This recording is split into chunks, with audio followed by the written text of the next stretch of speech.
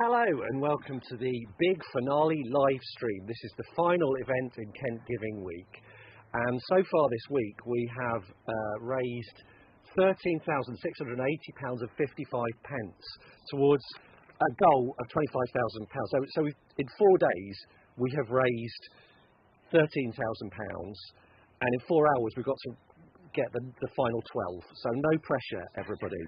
And this is in aid of Parkinson's Centre for Integrated Therapy, an amazing new initiative by the University of Kent and Parkinson's Care and Support UK, which is pioneering non-drug therapies for people with Parkinson's. It's really, really exciting, the kind of things that they're doing, sort of physical therapies, massage, singing, all kinds of things. I have to say, it's a bit of a hard sell, because we're talking about non-drug therapies. It's hard to convince that students that going without drugs is the best thing, but that's what we're trying to do. I'm Ollie Double. I'm your host for the next 4 hours. I'm basically Bob Geldof on Live 8, but without the swearing.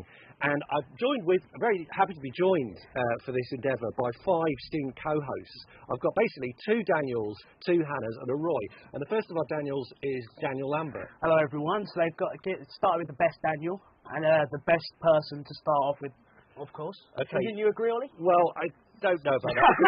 Daniel's looking very cross back there. So that's fine. I heard him literally go, bah, when you said that. So, okay, so let's listen. You have a personal connection with Parkinson's. Yes, yeah, I do. So my granddad has Parkinson's. He's had it for a very long time.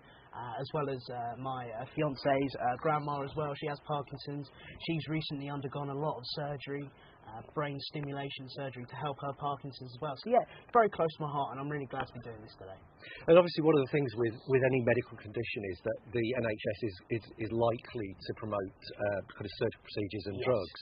And so to have a centre that does things in a more creative, humane, human way is fantastic, I think, and what a brilliant initiative.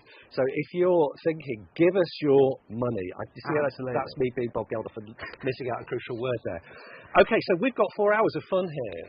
What are you looking forward to on the lineup? I'm going to be honest, I'm looking forward to the Kent Master segment. The Kent Master segment. Yeah, the Kent Master segment. It's Kent Master, isn't it? Not to be confused with anything else. It's Kent Master. Not a stolen idea or anything. It's nothing to do with that. It's Kent Master. Have you got anything else that you're looking forward to? Just speaking to all the amazing people that are going to be involved. Yeah, we've got some spoken word. We've got some stand-up comedy. We've got a load of really great VT. We've got some famous folk involved in that. That's going to be exciting. We've got even some children's television later on, which is going to be amazing. And, okay, I think our first guest is just about ready to come on. So I would like you to welcome, and when I say welcome, I mean, there's some people standing around. Please feel free to clap. Yes, our first amazing guest, Philip Potham. Okay, so now, Philip, you have been involved in this directly. Tell us what you've been up to. Well, we've had 4 days of fantastic activities. We have been walking, we've been singing, we've been having massages and doing massages, and we've been running as well. So I've been running, as you know, I've been doing 50 kilometres over a period of 2 weeks. I'm nearly there. I've got another 42 from this morning. Wow. A little bit sore, but I'm getting there. One more heave this weekend, and I'll get there, I think. So what, 50. You'll be doing a bit every day? Or? Every other day, Okay. I don't think my limbs... do a set amount each day? Yeah, 7 kilometres every day. Yeah. And where have you been running? Around Canterbury. Yeah. No, so have you varied where you've run, or is it... No, pretty much the same. Pretty much the same route. What is your route? Just don't say that because people might attack them. Around the south of the city, down by the A2 and round there. That's really nice. Yeah, lovely. I mean, one of the fun things about Canterbury is, although it's technically a city, it's essentially a village. Yes. It's a very small community and friendly, but also it means the countryside is nearby, and you can get to green spaces which are nice to run in very easily. Yeah, and at 6 o'clock you see the same people every time. You know, it's the same people you cross and wave to. And there's the thing as well, isn't it? If you keep running the same route, you kind of get to know that route in terms of where you need to put the energy in and the effort. Yes. There are little slopes there that you fear, and you feel sense of achievement when you get to the top. They come just small slopes, but they mean a lot. I used to ride my bike into work quite often, and there's one slope, and literally 10 minutes before I reached it, I'd be going, that slope's coming up. Yeah, exactly. But then actually, eventually, you get to learn how to do that, and it becomes the point where you could actually be doing it and thinking about something else rather than thinking, must get up here. It's true, yeah. And so, do you think, were you much of a runner before you started? Yes, I've always run, but I really wanted to do something with the team who've done such a fantastic job this week, and do something of my own. So, and also I had COVID a couple of months ago, so it's kind of getting back into the swing of things. It's really helped me kind of do that. So it's been good. How's COVID for you? Not too bad. Just felt a little bit sort of flu-y for a couple of days, and then it was okay. So better than many. But a lot of people have said to me that with COVID that they had it and it was quite mild, but then.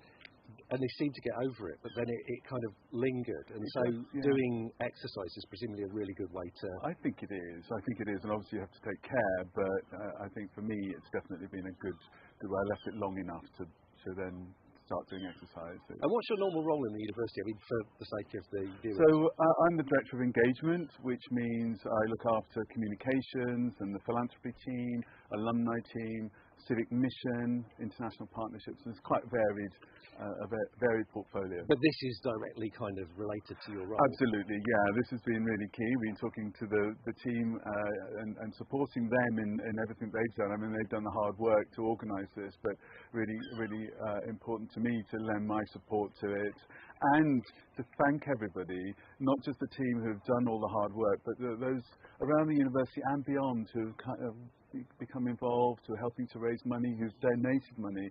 I mean, nearly 14 grand, which is just fantastic, and something to really build on. And we really want others to get involved.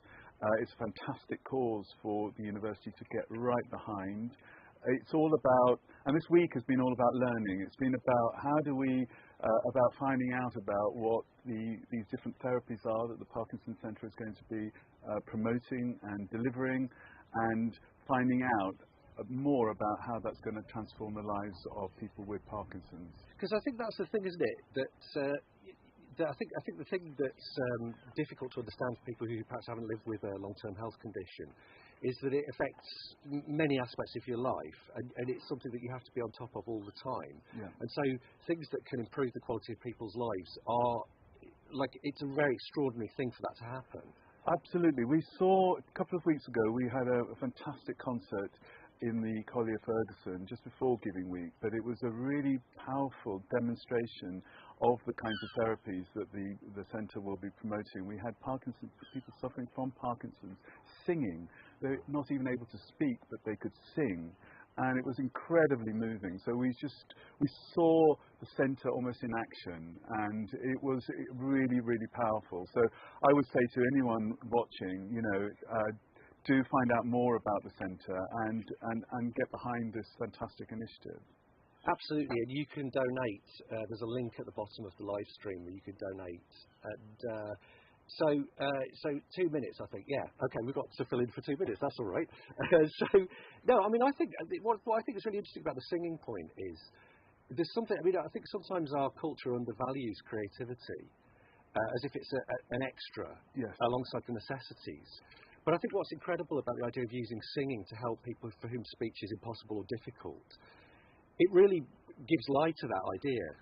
It touches parts of your brain that nothing else quite does in the same way. I mean, if you look at the brain under a scan or something, and you just see bits of it just light up when people sing, and that's what we saw actually, not the brain, but we saw the expression of that, and it was powerful. And I think as well, when people sing together, there's a great sense of transcending the boundaries between individuals.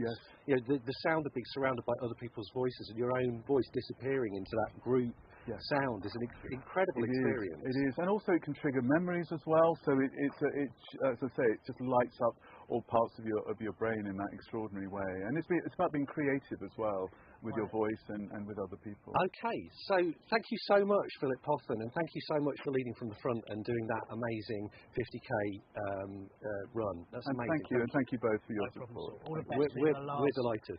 The last bit of your run. Yeah, absolutely. Okay, so we are going to move on now to a bit of VT, and this is really exciting because it's a bit of VT with Dina Asher-Smith, who is the fastest woman ever in the United Kingdom, like literally the fastest runner in our history. What an extraordinary person. We've got that bit of VT coming up right now.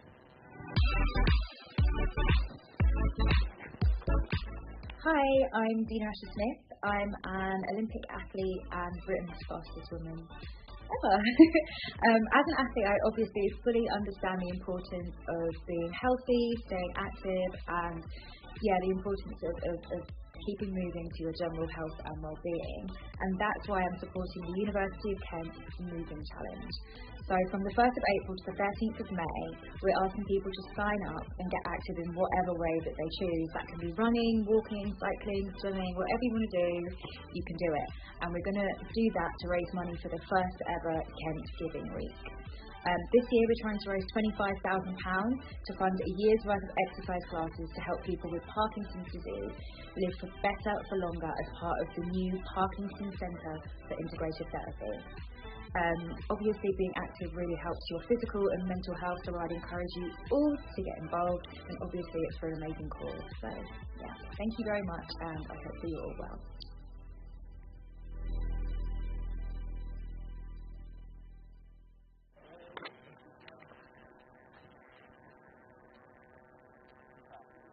Okay, so we are now. That was a fantastic bit of VT. So what we're going to do now is we're going to do some exercise with Tish. I'm going to go over and meet her now.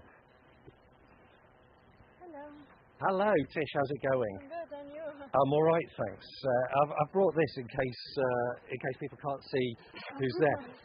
I've been provided with this. We've got 4 hours to fill. So are you excited about doing this bit of? Really Okay, do you want me to join in? Yeah. Okay, bear in mind I'm not necessarily great at exercise, but I'm going to do this. I'm going to do this for Kent Giving Week, and what I would like you to do is donate some money. Okay, so do you want to lead the way? Yeah, okay, let's get started. Let's get started. I'm going to start with a little warm-up then.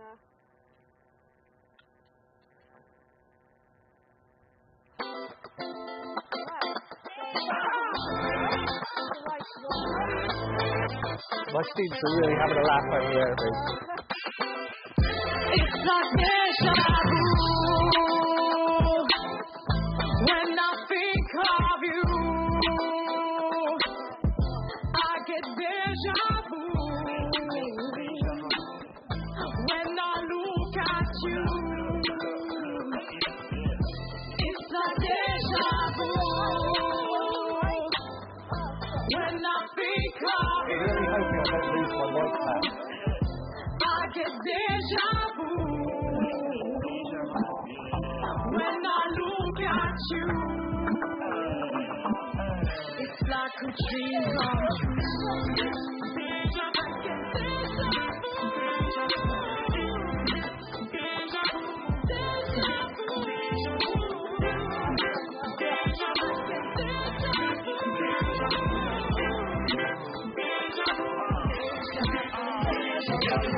get deja vu. I get deja vu. It's ridiculous. It feels like I'm dreaming. Girl, you're the best. Girl, you're the best. Best I ever had like Brookside. I'm calling for your love like I'm calling in quicksand. Girl, you are killing me softly. I feel so naive and I'm riding like a taxi. After this party, can I take you home? Take it slow. She don't kiss and tell, so please don't kiss and tell. If you kiss and tell, she says go to hell, so please don't kiss and tell. She's an angel of the light, but a demon from the end. And we're painting to this spot. Every night she's a shooting star, and I'm dreaming every time she says like deja vu when I think of you. I get deja vu when I look at you. It's like deja vu when I think of you. I get deja vu when I look at you. It's like a dream come true. I get deja vu. Deja vu.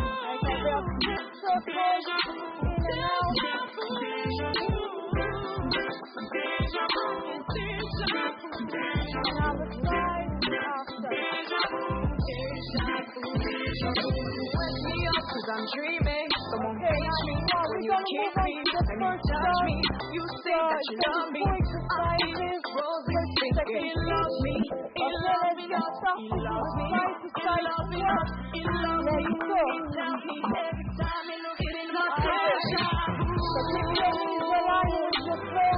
When I think of you. Awesome. Well done. Deja vu. It's a going game. When I look at you. Nice one. You're doing great. Awesome. 5, 4, 3, 2, 1. Now you're going to need a little bit of space for 10 seconds off. You're going to just shuffle side to side with a few punches. Yeah. Yeah. Stay low. Punch, punch. There. Stay low. Punch, punch. Awesome. Yeah, exactly. You can make a big concept by doing the blind from your deep. Stay low on your knees. Breathe a bit lower. And align with your feet. Awesome. 5, 4, 3, 2, 1. Awesome. Now you're going to imagine there's a line and you want to squat under that line and come up as a squat. 3, 2, 1. Let's go. Got your knees here and you don't want to touch the line. That's it. Keep it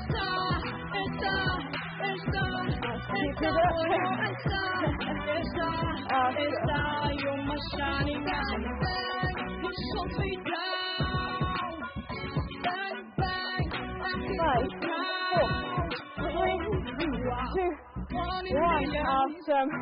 Back to some punches. So it's heels, punches. Okay. Option 1, just going to go up and up with the next punch. So option 2, and this. Let's go. With my coordination skills, you really get shown for the terrible thing they are. Doing great. That's it. You do that again. You go like this. Get easier. It's harder like this. Yeah.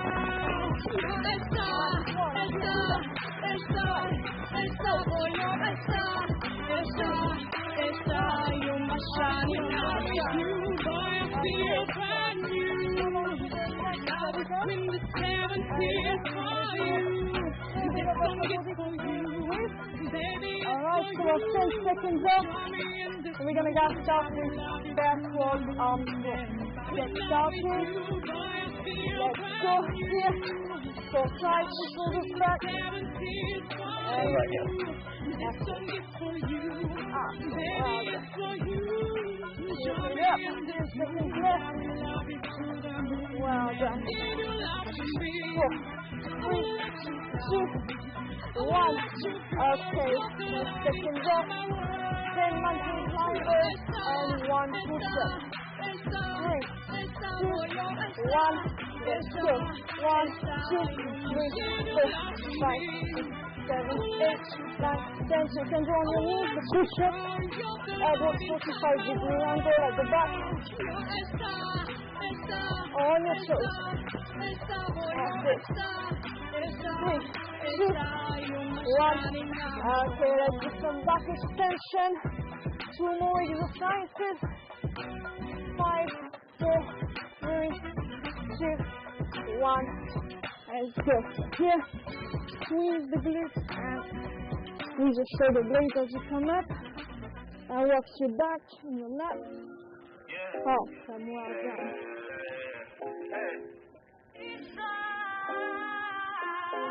Well done. Keep it up. Nice one. Okay, last one. Side to side backward. Right. So that's it for today. Well done for completing those exercises. And I hope you enjoy them. Yeah, come to Ken Sports to our fitness classes. And yes, have a lovely day. And yeah, see you soon. Thank you very much, Tish. Let's give it up for Tisha, everyone. just before Ollie comes over here. You all right, Ollie? Yeah, How out of breath are you? I'm all right actually. Less bad than I thought. You sure? Yeah. Well, I'll let you have a moment there. Okay. So what's next on the schedule? So next we've got Professor David Wilkinson coming and having a little chat with us. Now, David is a professor here at the university, as professor of psychology. Now, his main research seeks to understand how the human vestibular system shapes cognition and mental well-being. I am going to read this off the sheet. It's a lot of big words, all right. And his group are particularly interested in developing and trailing non-invasive methods for vestibular stimulation to help improve symptoms of Parkinson's. Absolutely amazing. David and his group is the pioneer behind the Centre for Integrated Therapy. Which is what we're raising money for. Which is what we're raising money for. Give us your money. So please keep donating. And are we ready for David? No, we're not. We're not ready for David. So let's just talk a little bit more about the Parkinson's Centre for Integrated Therapy. So it's a non-drug-based therapy centre. Which is amazing. Which is amazing. Absolutely amazing. For people with Parkinson's, and they use things like singing, exercise, massage. Well, my step granddad does a lot of dancing. Oh, really? He does ballet, which Parkinson's ballet just sounds insane, doesn't it? And he parades around Worthing High Street. It's amazing. Fantastic. I think we're ready for David. Come on in, David. How are we doing? Everyone give it up for David! I can't stand up, sorry. I can't stand up, sorry. Nice to meet you. Likewise. So tell us a bit about yourself. Tell us what you do here at the University of Kent. Well, I was going to join the army. Yeah. But it never turned out that way. So I came here as an undergraduate, fresh-faced 18-year-old, come to uni, play some football, do a bit of psychology, join the army, go and fix all the world's problems, peacekeep here and there, quell conflict.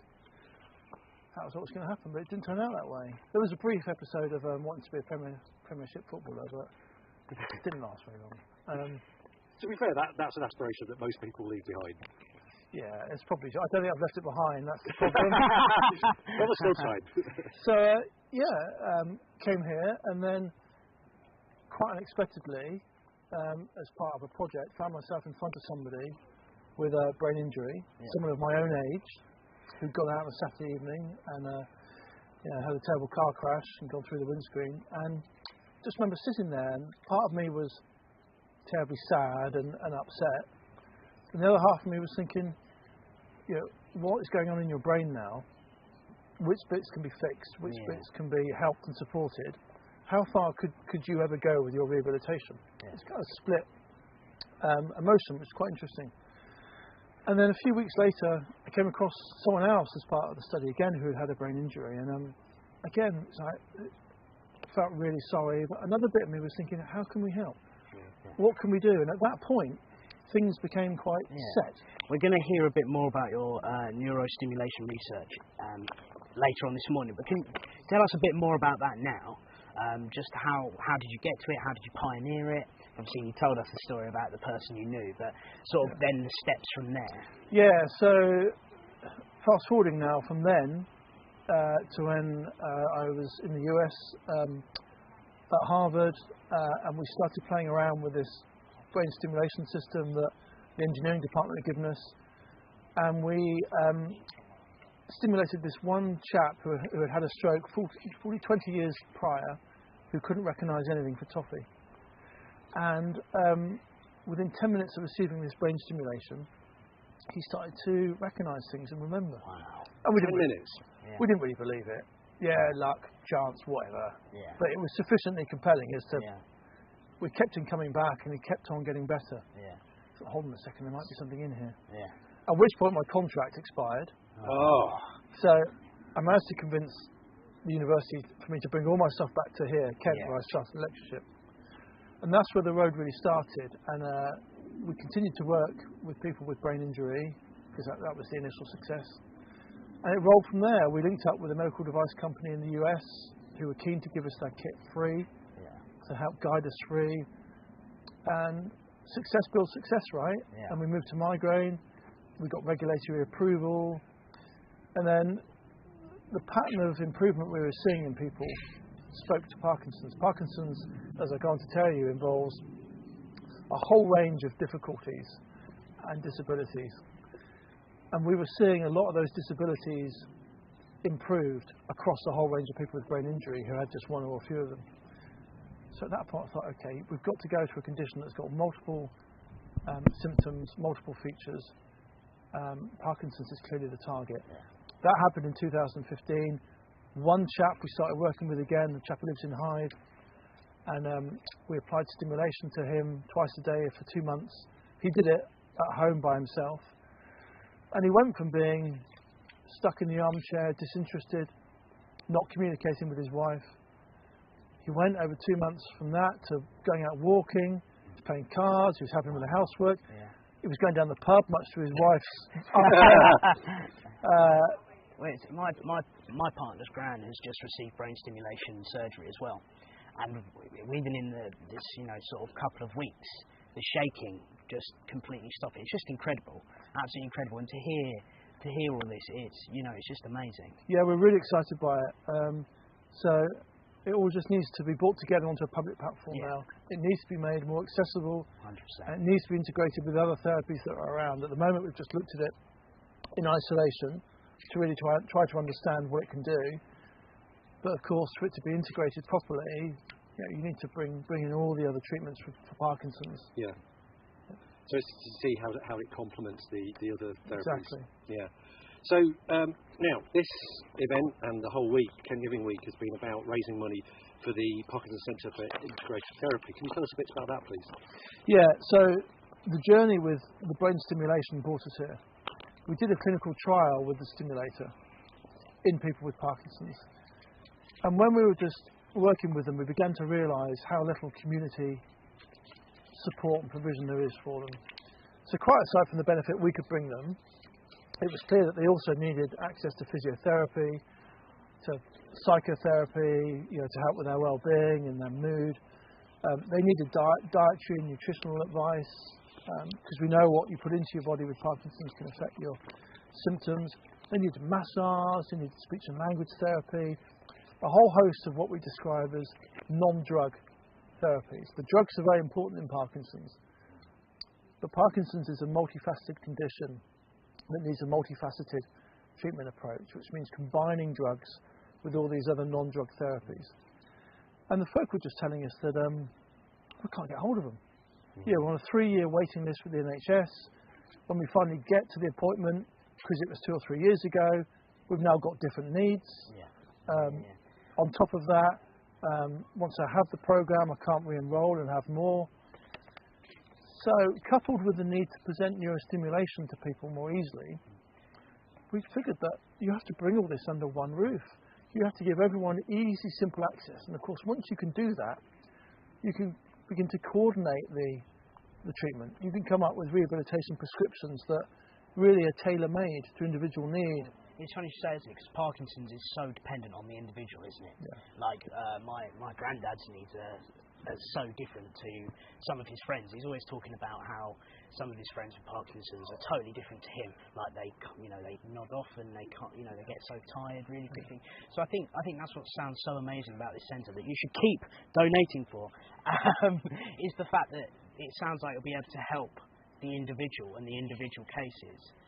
Yeah, it is. It will be individualised in a way that currently, you can get some physio, you can get some counselling, but you get a bit over there, you get a bit over here, and neither therapy is talking to the other. And we're almost certain that the more you combine and integrate therapies into an individualised package, the better the outcome. That's what we're going to do.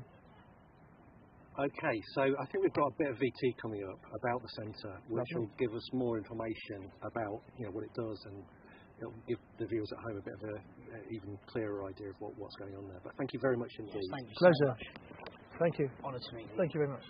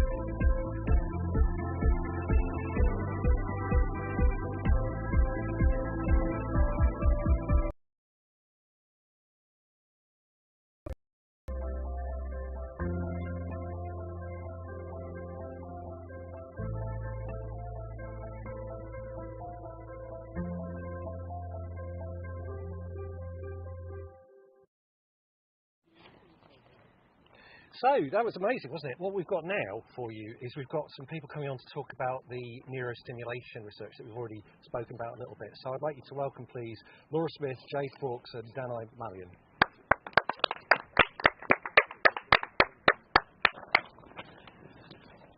Okay, so fantastic. How's it going? Who's who, by the way? Sorry, we haven't met before. So I'm Danai. I'm Jade. I'm Laura. Fantastic. So do you want to tell us a little bit about what you're doing today? So I'm here with Jade and Laura. Dr. Laura Smith is one of our two students. Okay. And Jade is running a GBS project here at the University of Kent. And she's looking at, this is the GBS box actually, and she's looking at the treatment effects of GBS on Parkinson patients. Could I just double click on GBS? Could you tell me what that stands for? So, galvanic vestibular stimulation. So I'm glad you said that. it's a long word. It's quite long. There's a lot of syllables in there. Yeah. So this treatment is non-invasive. So basically, it's applied to the back of your ear here, and no surgery, no damage to the skin is done. Fantastic. And it's helped with symptoms such as motor symptoms, but also non-motor symptoms. So motor symptoms is things like shaking, how you can do things physically. Yes, tremors, all of that. And what would the non-motor symptoms be? So, such as like mental health issues, so maybe depression, anxiety, in that kind of line. And this kind of research is also helping the opening of the Parkinson Center for Integrated Therapy, which also aims to have some other kind of non-invasive treatment, so speech therapy, music, physical exercising, and all that stuff. So, yeah, I'm just going to move on to Jade, who's going to tell us a little bit more about the project. Hi, I'm Jade. As Danai introduced me, I'm the postgraduate researcher here at the university that is investigating galvanic vestibular stimulation and its effects on Parkinson's. So I thought I'd kind of take you through my research and how the study kind of works. So there's 3 separate sessions. In the first session, which is my personal favourite session, that's when I get to meet them. It's sort of 2 hours long, and it's a load of kind of clinical assessments. So it's getting to know the person, the individual, or how their symptoms sort of range, what's worse, their left or their right side. And I talk to them about the study and what's going to take place. The next 2 sessions are when all the exciting stuff happens. We get to bring out all the tech. So these are the stimulation sessions. Now, there's quite a lot of advanced technical stuff that we use in the session, so I'm going to try and explain it as easily as I can. So what we do is we look at brain activity during these sessions, and the way that we do that is we use this thing that's called electroencephalogram, or EEG for short. And it's basically just a cap that goes on the head, and you kind of look a little bit like a Russian astronaut when you have it on. Loads of people like to take selfies. They do look quite funny. And basically this has 32 electrodes, and it spits out basically the brain activity of what's going on, and it's live. So participants love it because they get to see their brain activity right in front of them. Wow. And there's loads of cool things that you can do that sort of influences it, like blinking and moving, and you can see it all there. So we get them strapped up to that, and then we also put the stimulation device on, so the GVS. And this just goes on the mastoid bones, which is just behind the ear. So we pop that on, and then we also put just some electrodes that measure muscle activity, and then also some that measure heart activity, so ECG. And throughout the sessions, they just kind of they engage in motor tasks that relate back to the clinical assessment. So this is finger tapping and foot tapping, and then they also engage in a reaction time task. And throughout the session, they're either receiving the stimulation or they're not, but they're unaware of when they're receiving it. So this is really important because it taps into this stimulation being non-invasive, so they can't even feel that it's happening, which is really one of the benefits of it when you compare it to like DBS or something like that, where it's like surgery. This is you can't even feel that it's happening.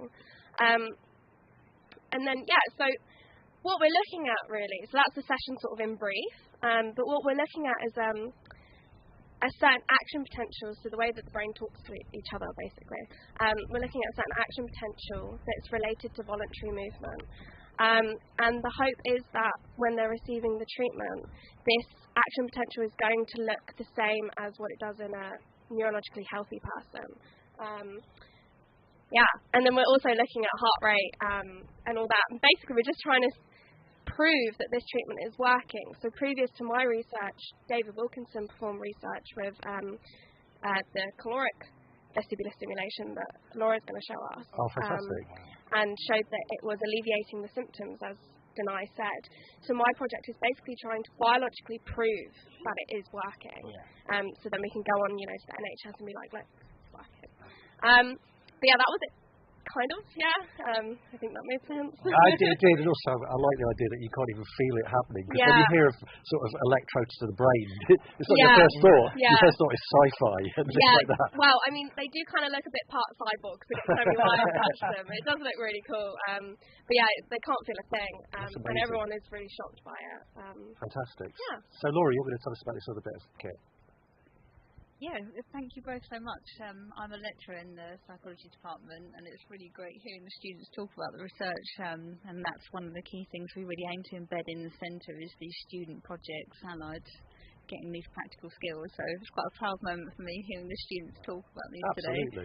Absolutely. So we touched upon one device there, and that's a galvanic device. And that applies electrical currents to the vestibular system. This one is a caloric device, and it applies thermal currents by these little probes that heat up and cool down. I'm not sure yet if you kind of discussed the vestibular system much today in detail. We haven't. Tell us about that. Yeah, so that might be a good place for us to start. So this is one of our sort of invisible senses, I guess. You think about, the vision, touch, taste, but the vestibular sense is one that maybe gets a bit neglected. So this one really helps to keep us balanced and upright. It helps us to orient in space and helps coordinate all the different inputs together. So we have got something, if we've got time later, we can give one of you a bit of a challenge to test out your vestibular sense. Yes, please. Yeah, absolutely. Yeah, should we give that a go? So if someone doesn't mind kind of standing up as a volunteer, that would be great. So normally when you're keeping balance, to do that you rely on lots of different inputs, and we'll just gradually strip those back to see how you get on. So first of all, you're standing up here upright. If you then have a go at closing your eyes for me, so now we've taken away kind of one sense, but you still have that firm surface below you, your kind of joint position sensors, so you can feel those. So that's still helping you. Then if we just make it slightly harder, if I can ask you just to open your eyes just for 1 second. If you can have a go at standing on this one for me as well. Maybe one of the volunteers behind us there just kind of monitoring you. But then now if you have a go at closing your eyes. Yeah, that is a lot more challenging. So now you're relying a bit more heavily on that vestibular sense to keep you balanced and upright. So if you want to open your eyes again. So we've just challenged that a bit more for you, and people at home can have a go at doing that as well. What we've done is just torn back some of those sensory inputs and made you rely a bit more strongly on that vestibular one. Fantastic. So thanks so much for giving that a go for us. If you're trying that at home, maybe make sure there's a firm surface nearby you can hold on to. So the vestibular sense is located deep within the inner ear. It's only about the size of a pea. Bit of blustery wind here, but a really small structure, but it's something that we've had kind of embedded in our brain system over many years, and it's developed lots of different connections with other parts of the brain. Can I ask a quick question? My wife has long COVID at the moment, and she's struggling with her balance, particularly when she walks any distance at all. Do you think that could be related? Yeah, there is some research at the moment kind of looking at the relationship between long COVID and impairment to the vestibular system. Lots of people kind of noticing changes in things like tinnitus and fatigue, and all of those tend to be a bit related to one another. So there are more and more research coming out about that. Because it's so densely connected to other parts of the brain, that's likely to kind of be one of the reasons why it might be related to long COVID. And that's really what we want to harness with these. So by stimulating the vestibular system, because it connects to lots of other different parts of the brain, we can give the whole sort of brain system a bit of a boost. And that's what we aim to do with these devices, and do that in quite a gentle way, non-invasively. That's fantastic. Thank you so much for telling us about this. I mean, it's quite humbling, really. I mean, I teach drama, so the best I'm going to do in the world is send out a few graduates who are funny, which is good, but it's not as good as stimulating the vestibular system. Like that's a really exciting thing. I mean, do you get a lot of satisfaction from the work you do? Yes, yeah, we definitely do. So, I guess when we've talked about the vestibular system, you sort of mentioned already about your wife, but working with those individuals who have problems with balance, that can be really challenging. So it can stop you doing certain things. You can be worried about falling, or you can be quite anxious about sort of an onset of those symptoms coming on when you're out and about. And then people with Parkinson's, that's been really humbling to us because that community wants to work so closely with us to develop this centre. It's clearly something they really feel passionate about, and they've been also great kind of coming together and helping us with this initiative and with the research, sort of willing to come to those lab sessions and participate with us. It's been really humbling. And I think that's really important to remember, that we are raising money for this today. So, if you're watching this, there's a link. Please donate, because we want to raise as much money as possible for the Parkinson Centre. And actually, at the moment, we're on £13,760.55, or at least we were when we started the live stream. I'm hoping it's gone up a bit from then. Otherwise, this is all a bit pointless. People, don't make it pointless. Give money. Okay, so I'm given through the medium of mime, I understand that we're going to wrap up this item. But thank you so much. Yeah, thank you. To Danai and Jade and Laura for telling us about this amazing work that you've been doing. Thank you. Okay, so next up we have another bit of VT for you now. This is a bit of VT with Simon Griffith. So we are going to go to that right now. My name is Simon Griffith, and I was diagnosed with Parkinson's when I was 53, which is 8 years.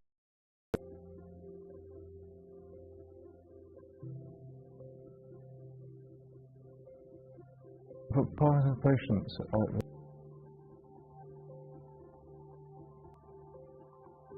I wanted to join a study, which is a follow-up study, to find out reasons why the vestibular stimulation was so successful. I found on 2 separate occasions the walking improved to the point where it couldn't be due to anything else.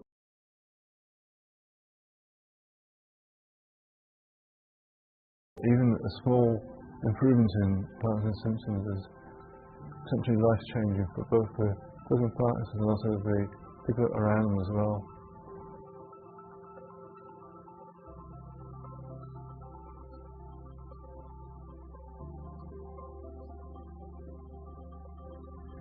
Before COVID, I actually went to a then COVID came on, the centre shut down. I thought UK was real.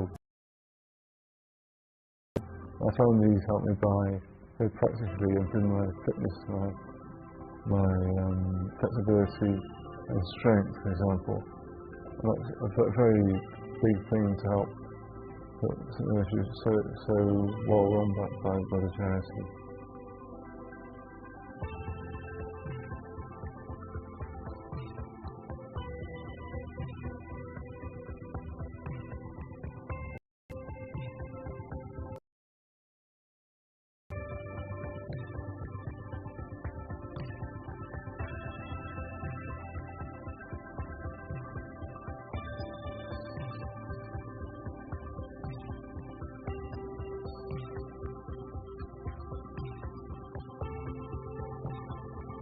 I was so thrilled because it's much rosier.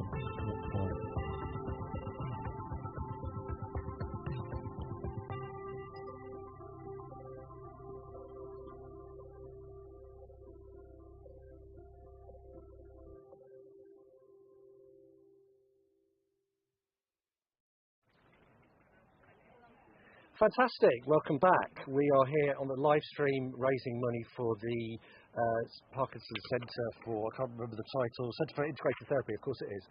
And you may have noticed the co-host has changed. It's a bit like Doctor Who. every now and then there's a reincarnation. And we've had the first of our Daniels, so this is the first of our Hannahs. Hello, everyone. So, this is Hannah Etheridge. Do you want to say anything about yourself before we move on? So, yeah, I'm a second-year drama and theatre student. Very lucky to have been taught by Ollie here. And now we've been reunited on this wonderful sunny day. Yeah. Raising money. Don't forget, give your money. Now, we've got an amazing bit of spoken word for you now by Aisha Johnson-Luton. And she's going to come onto the camera and give you her spoken word piece right now. Hi. Welcome, Aisha. Hi. So this poem's called From a Place. I wrote it because it's about being from places that you don't really belong, and you need to kind of make yourself feel like you belong in them. So, I'm from a place where people wear scars on their hearts. I said I'm from a place where place implies that you need to belong in that space, because all places have purpose, right, and the things in them. How can I express the miscommunicated, mistranslated vowels, nouns, or whatever is grammatically thrown together in there? Sorry, I was bounded by a place where I said, I'm from a place where, come from is a strong word. I am situated in a place where, that word, situated. Now, I survive in a place where, not quite there yet. I'm made to belong in a place where, maybe even mentally shackled. I wouldn't even leave if I could, possibly even stuck.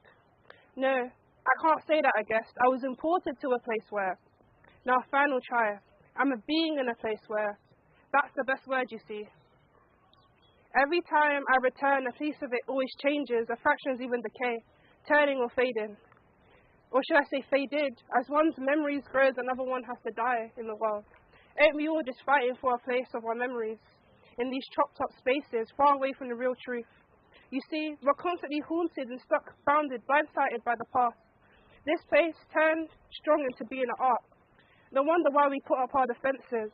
But even that is butcher off and sold, sewn into counterfeit lyrics, or whatever sells best these days, or being accused of missing parts. I've seen people gluing themselves to what they believe. When I glue myself to what I have left, they say move on. But every time I'm even asked where I live, the mere letters bring shivers to one, even the trenches. But aren't we all soldiers walking through a voidless, unmarked grave? I see a refrained paradise, the place that I played, laughed, enjoyed, scared out my mind, wasted a lot of time. I'm from a place where it's not perfect, it's not much, but at least the piece I have in my pocket is partially mine. Thank you. That was fantastic. Thank you so much, Aisha. It was brilliant. Okay, absolutely amazing stuff. We have got a very special guest next up, Millie Knight. Do you know about Millie Knight? Millie Knight is a Paralympian downhill skier who has 4 Paralympic medals and 2 World Championship medals, and most recently came back from Beijing Paralympic Games with a bronze medal. How amazing is that? Absolutely, and a Canterbury local as well, I've heard. Absolutely. So went to King's School Canterbury, and this is the thing, is now an undergraduate student. Right here. At the University of Kent, right here at the University of Kent, studying psychology, but is also an honorary doctor of the University of Kent, which maybe makes everything feel a bit pointless. You've already got the honorary doctorship. Well, but I think that's amazing. I think what an amazing thing. I mean, I think a lot of our students are amazing. All of our students are amazing, and they've all done amazing things. But being a Paralympian medalist, I mean, absolutely, phenomenal thing. There's barely any people that can say that they've done that. It's an incredible achievement. It's a fantastic achievement. So I would like to, everybody please, those people back there who stopped listening, I would like them to applaud, please, our amazing guest, Millie Knight. Hi, Millie. So nice to meet you. So, we've kind of touched on this, but you are a Canterbury native. Tell us about growing up in Canterbury. So I am very proud to be from Canterbury. I clearly haven't moved very far, but why would you want to? So I grew up in Canterbury, and obviously at uni here. I love this place. So was it weird coming up the hill to join the uni, having been, having grown up in Canterbury itself? No, it wasn't weird at all. I was supported by Kent Uni from a very, very young age. I was kind of an unofficial scholar in the sports department, and so I was able to use the gym facilities and all sorts of things like that even before I came here. So kind of just actually coming here just seemed like totally the right decision. Fantastic. Oh, that's awesome. What's your experience been like at the uni studying psychology? What drew you to that and around here? It was phenomenal. The support that I had was just crazy. I couldn't have expected any more. I felt very cared after, and I felt like an actual individual person rather than just a sort of commodity. And I was really looked after. Amazing. So apparently you've described your eyesight, this is a direct quote, as pretty rubbish. So tell us about what your life's been like living with a visual impairment. It's been amazing. And if somebody gave me the chance of having my sight back like tomorrow, I'd kind of just laugh at them, because the opportunities and the experiences that I've had from not having good sight has been just unbelievable, and I certainly wouldn't have had them without that. When I lost my sight, my mum didn't really make it a big deal, so I don't actually remember any period in that time. This is all I know, and I'd never change it. I mean, I think one of the things I'm not actually a massive fan of sport, but I do love the Paralympics because I think it just challenges kind of people's preconceptions of people with disabilities. Absolutely. And, who are awesome sportsmen and women, But I mean, one thing I wanted to ask you about is, how did you get into skiing?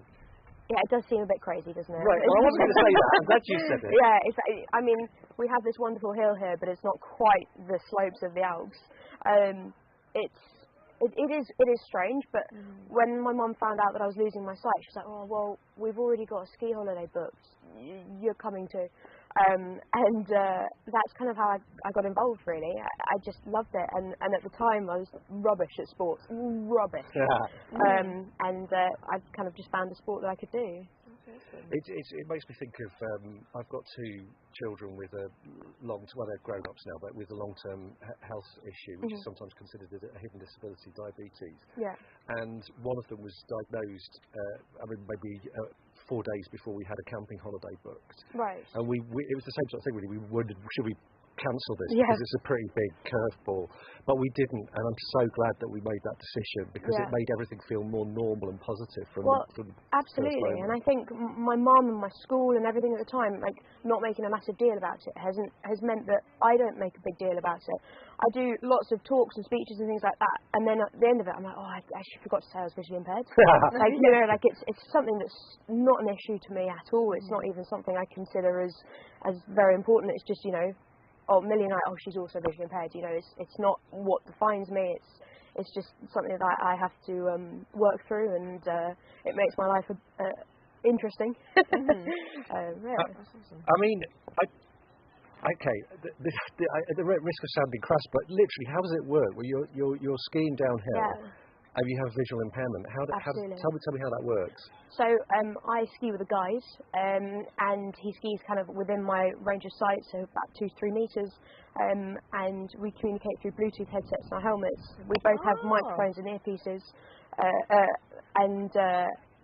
so like Brett will communicate all the way down the mountain, so he'll tell me exactly what's going on, so what the terrain is like, what the changing combinations and technical elements of the course are, and anything else that he deems important, and then I will say back to him whether I can still see him, whether I can't really speed up, slow down if the distance is too great, too small, and kind of all of that communication happens within like a fraction of a second. So that relationship between the two of you must be something that has to be built up over time, and must be very sort of precious. Yeah, it's like the pivotal thing to our success. It's something that wasn't great initially. I was like, I don't like this guy. He's really annoying. Imagine if you were stuck with somebody you hated. I know. But actually, the things that I found annoying about him then are the things that I admire most about him now. And 7 years down the line, he now has just announced his retirement, which is very, very sad.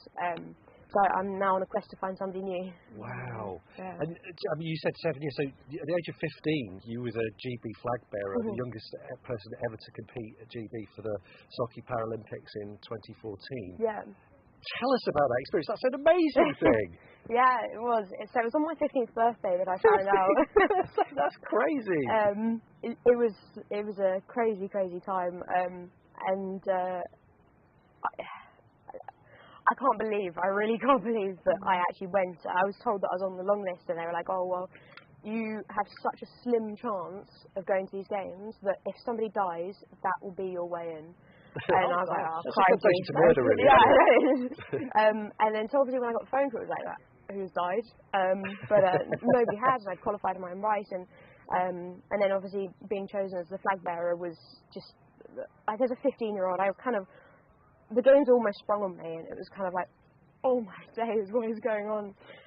But it was phenomenal, absolutely phenomenal. Can I ask you about the psychology of it? Because one of the things that I find very interesting about sport, I mean, even though I don't follow sport, I'm actually really interested in it as a phenomenon. And one of the things is obviously that's become in the recent decades more and more important is the psychology aspect of sport, it's getting into the zone. Yeah. But I mean, I think particularly if you're a downhill skier with a visual impairment, presumably just learning how to manage the psychological rush of that must be very challenging. I know, so Brett and I always say that psychology and sort of our mindset is like 80% of our performance. If your head isn't in the place it needs to be for such a dangerous sport, any single split second of doubt, questioning, fear can instantly, in a fraction, change everything.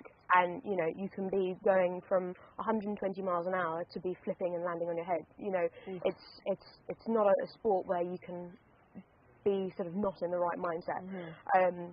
And it is very difficult standing in the start gate with all of the pressures, the fear, the technical, the tactical elements all kind of going through your heads. And obviously we've then got the other element of the fact that Brett's my guide and I can't see.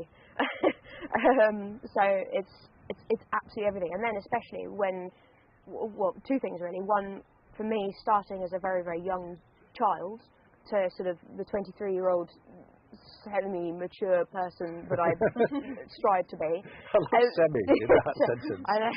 Some people would. Yeah. and sort of that progression and like learning how to deal and change with sort of how I've changed. Is an interesting one too, and then you obviously have the crashes, and then that changes your entire approach to the whole sport.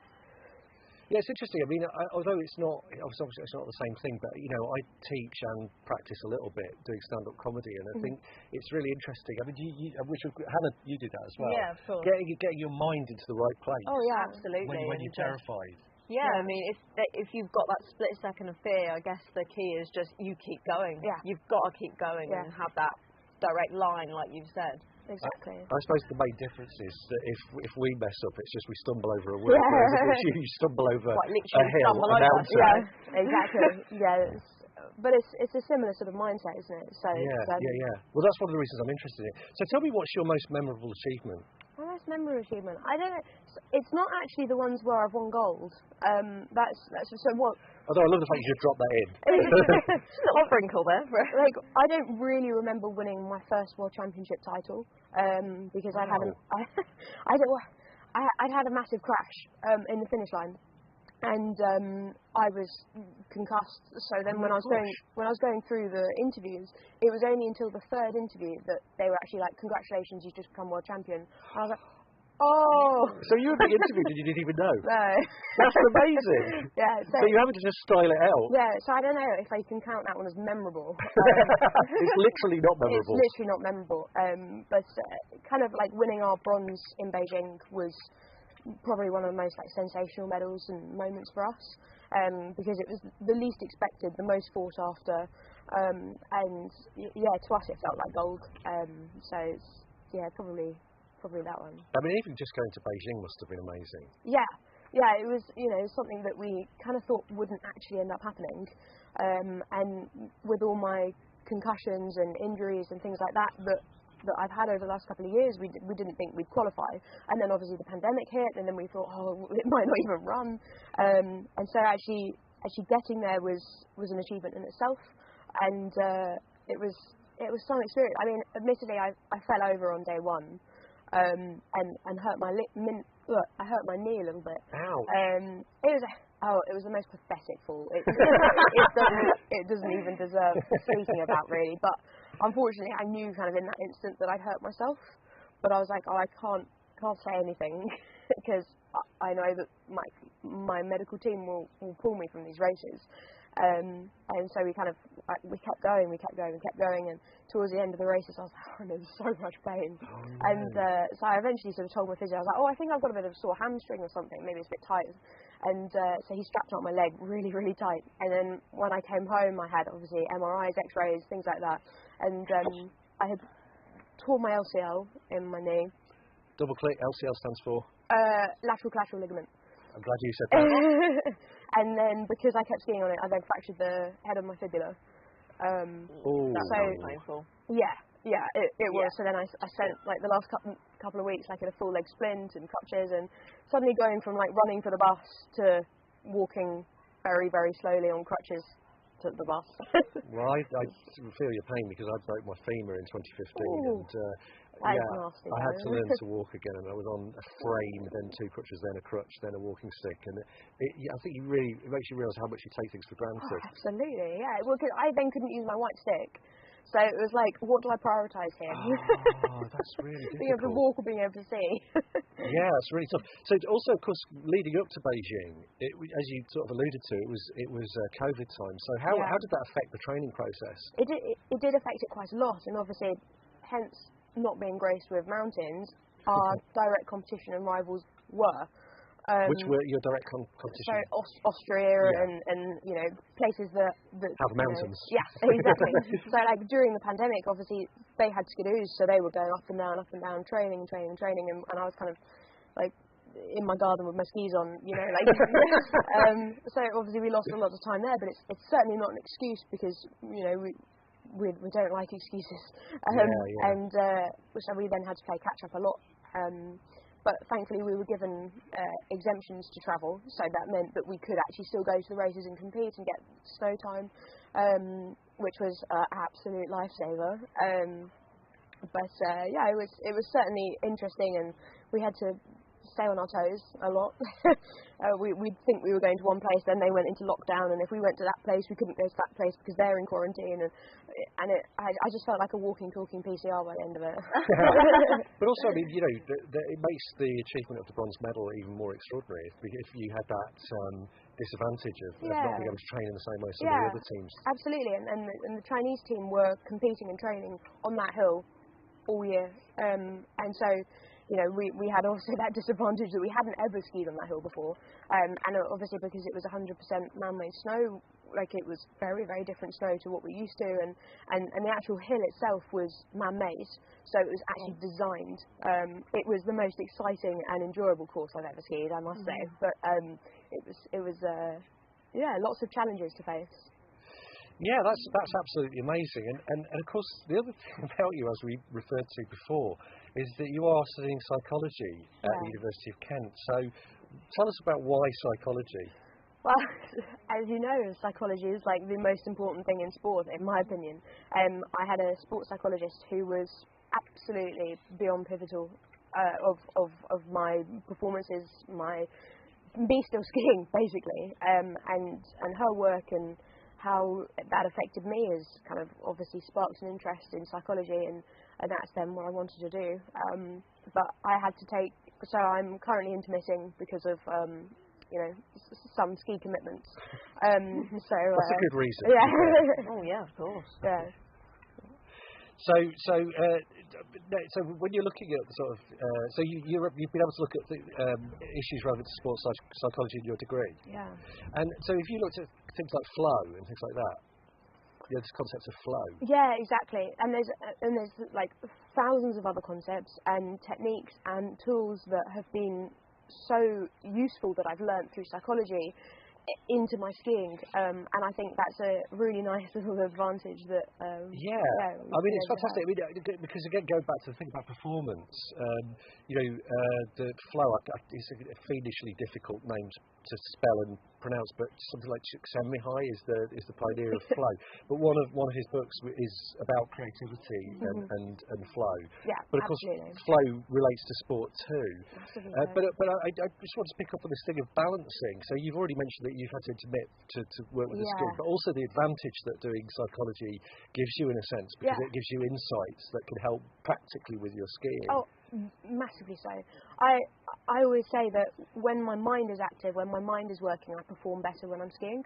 I've had all my best results when I've been trying to juggle my A-levels, my GCSEs, my degree, all the various different courses that I randomly pick up.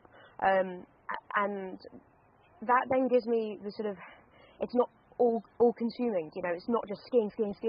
It means that my head can have that, so I can take away the skiing element of it and give myself the new challenge of psychology or whatever it is that I'm trying to learn. And a healthy mind is a healthy body, really. So that's incredible. And do you ever find yourself when you're training kind of going, oh, I could do that in that essay I'm working on? Yeah, well, exactly.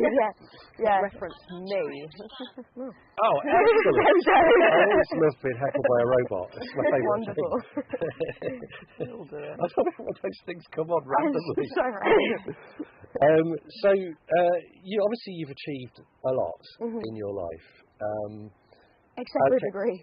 Hold on, I'm getting a message here. I can't talk and read at the same time. Okay, so we're going to go to a bit of VT. We're going to continue with the interview because I'm loving talking to you.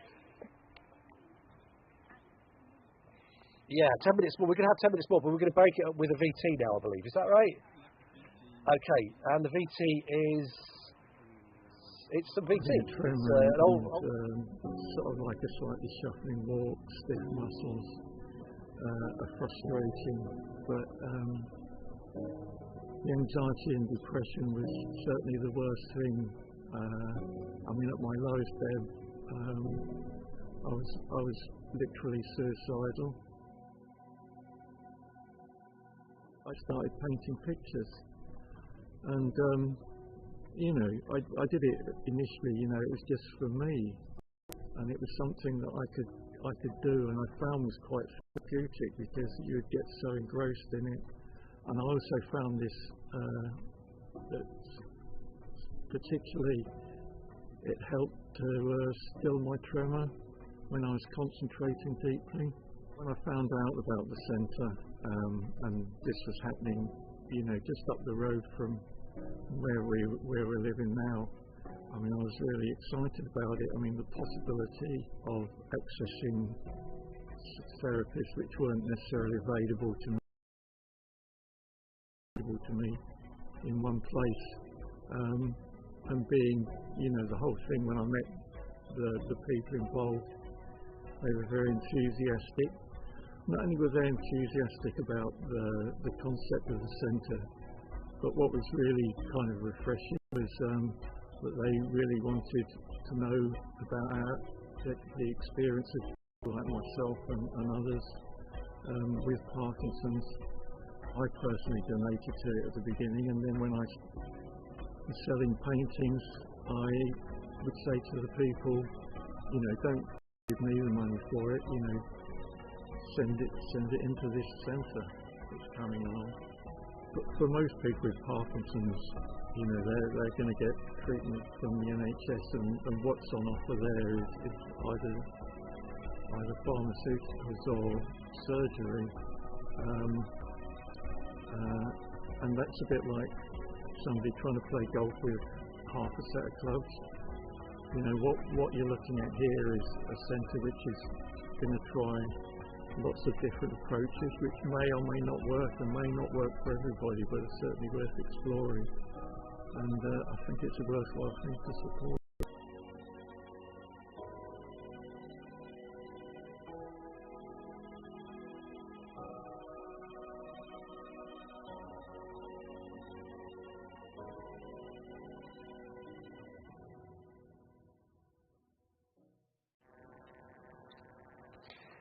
So we're back.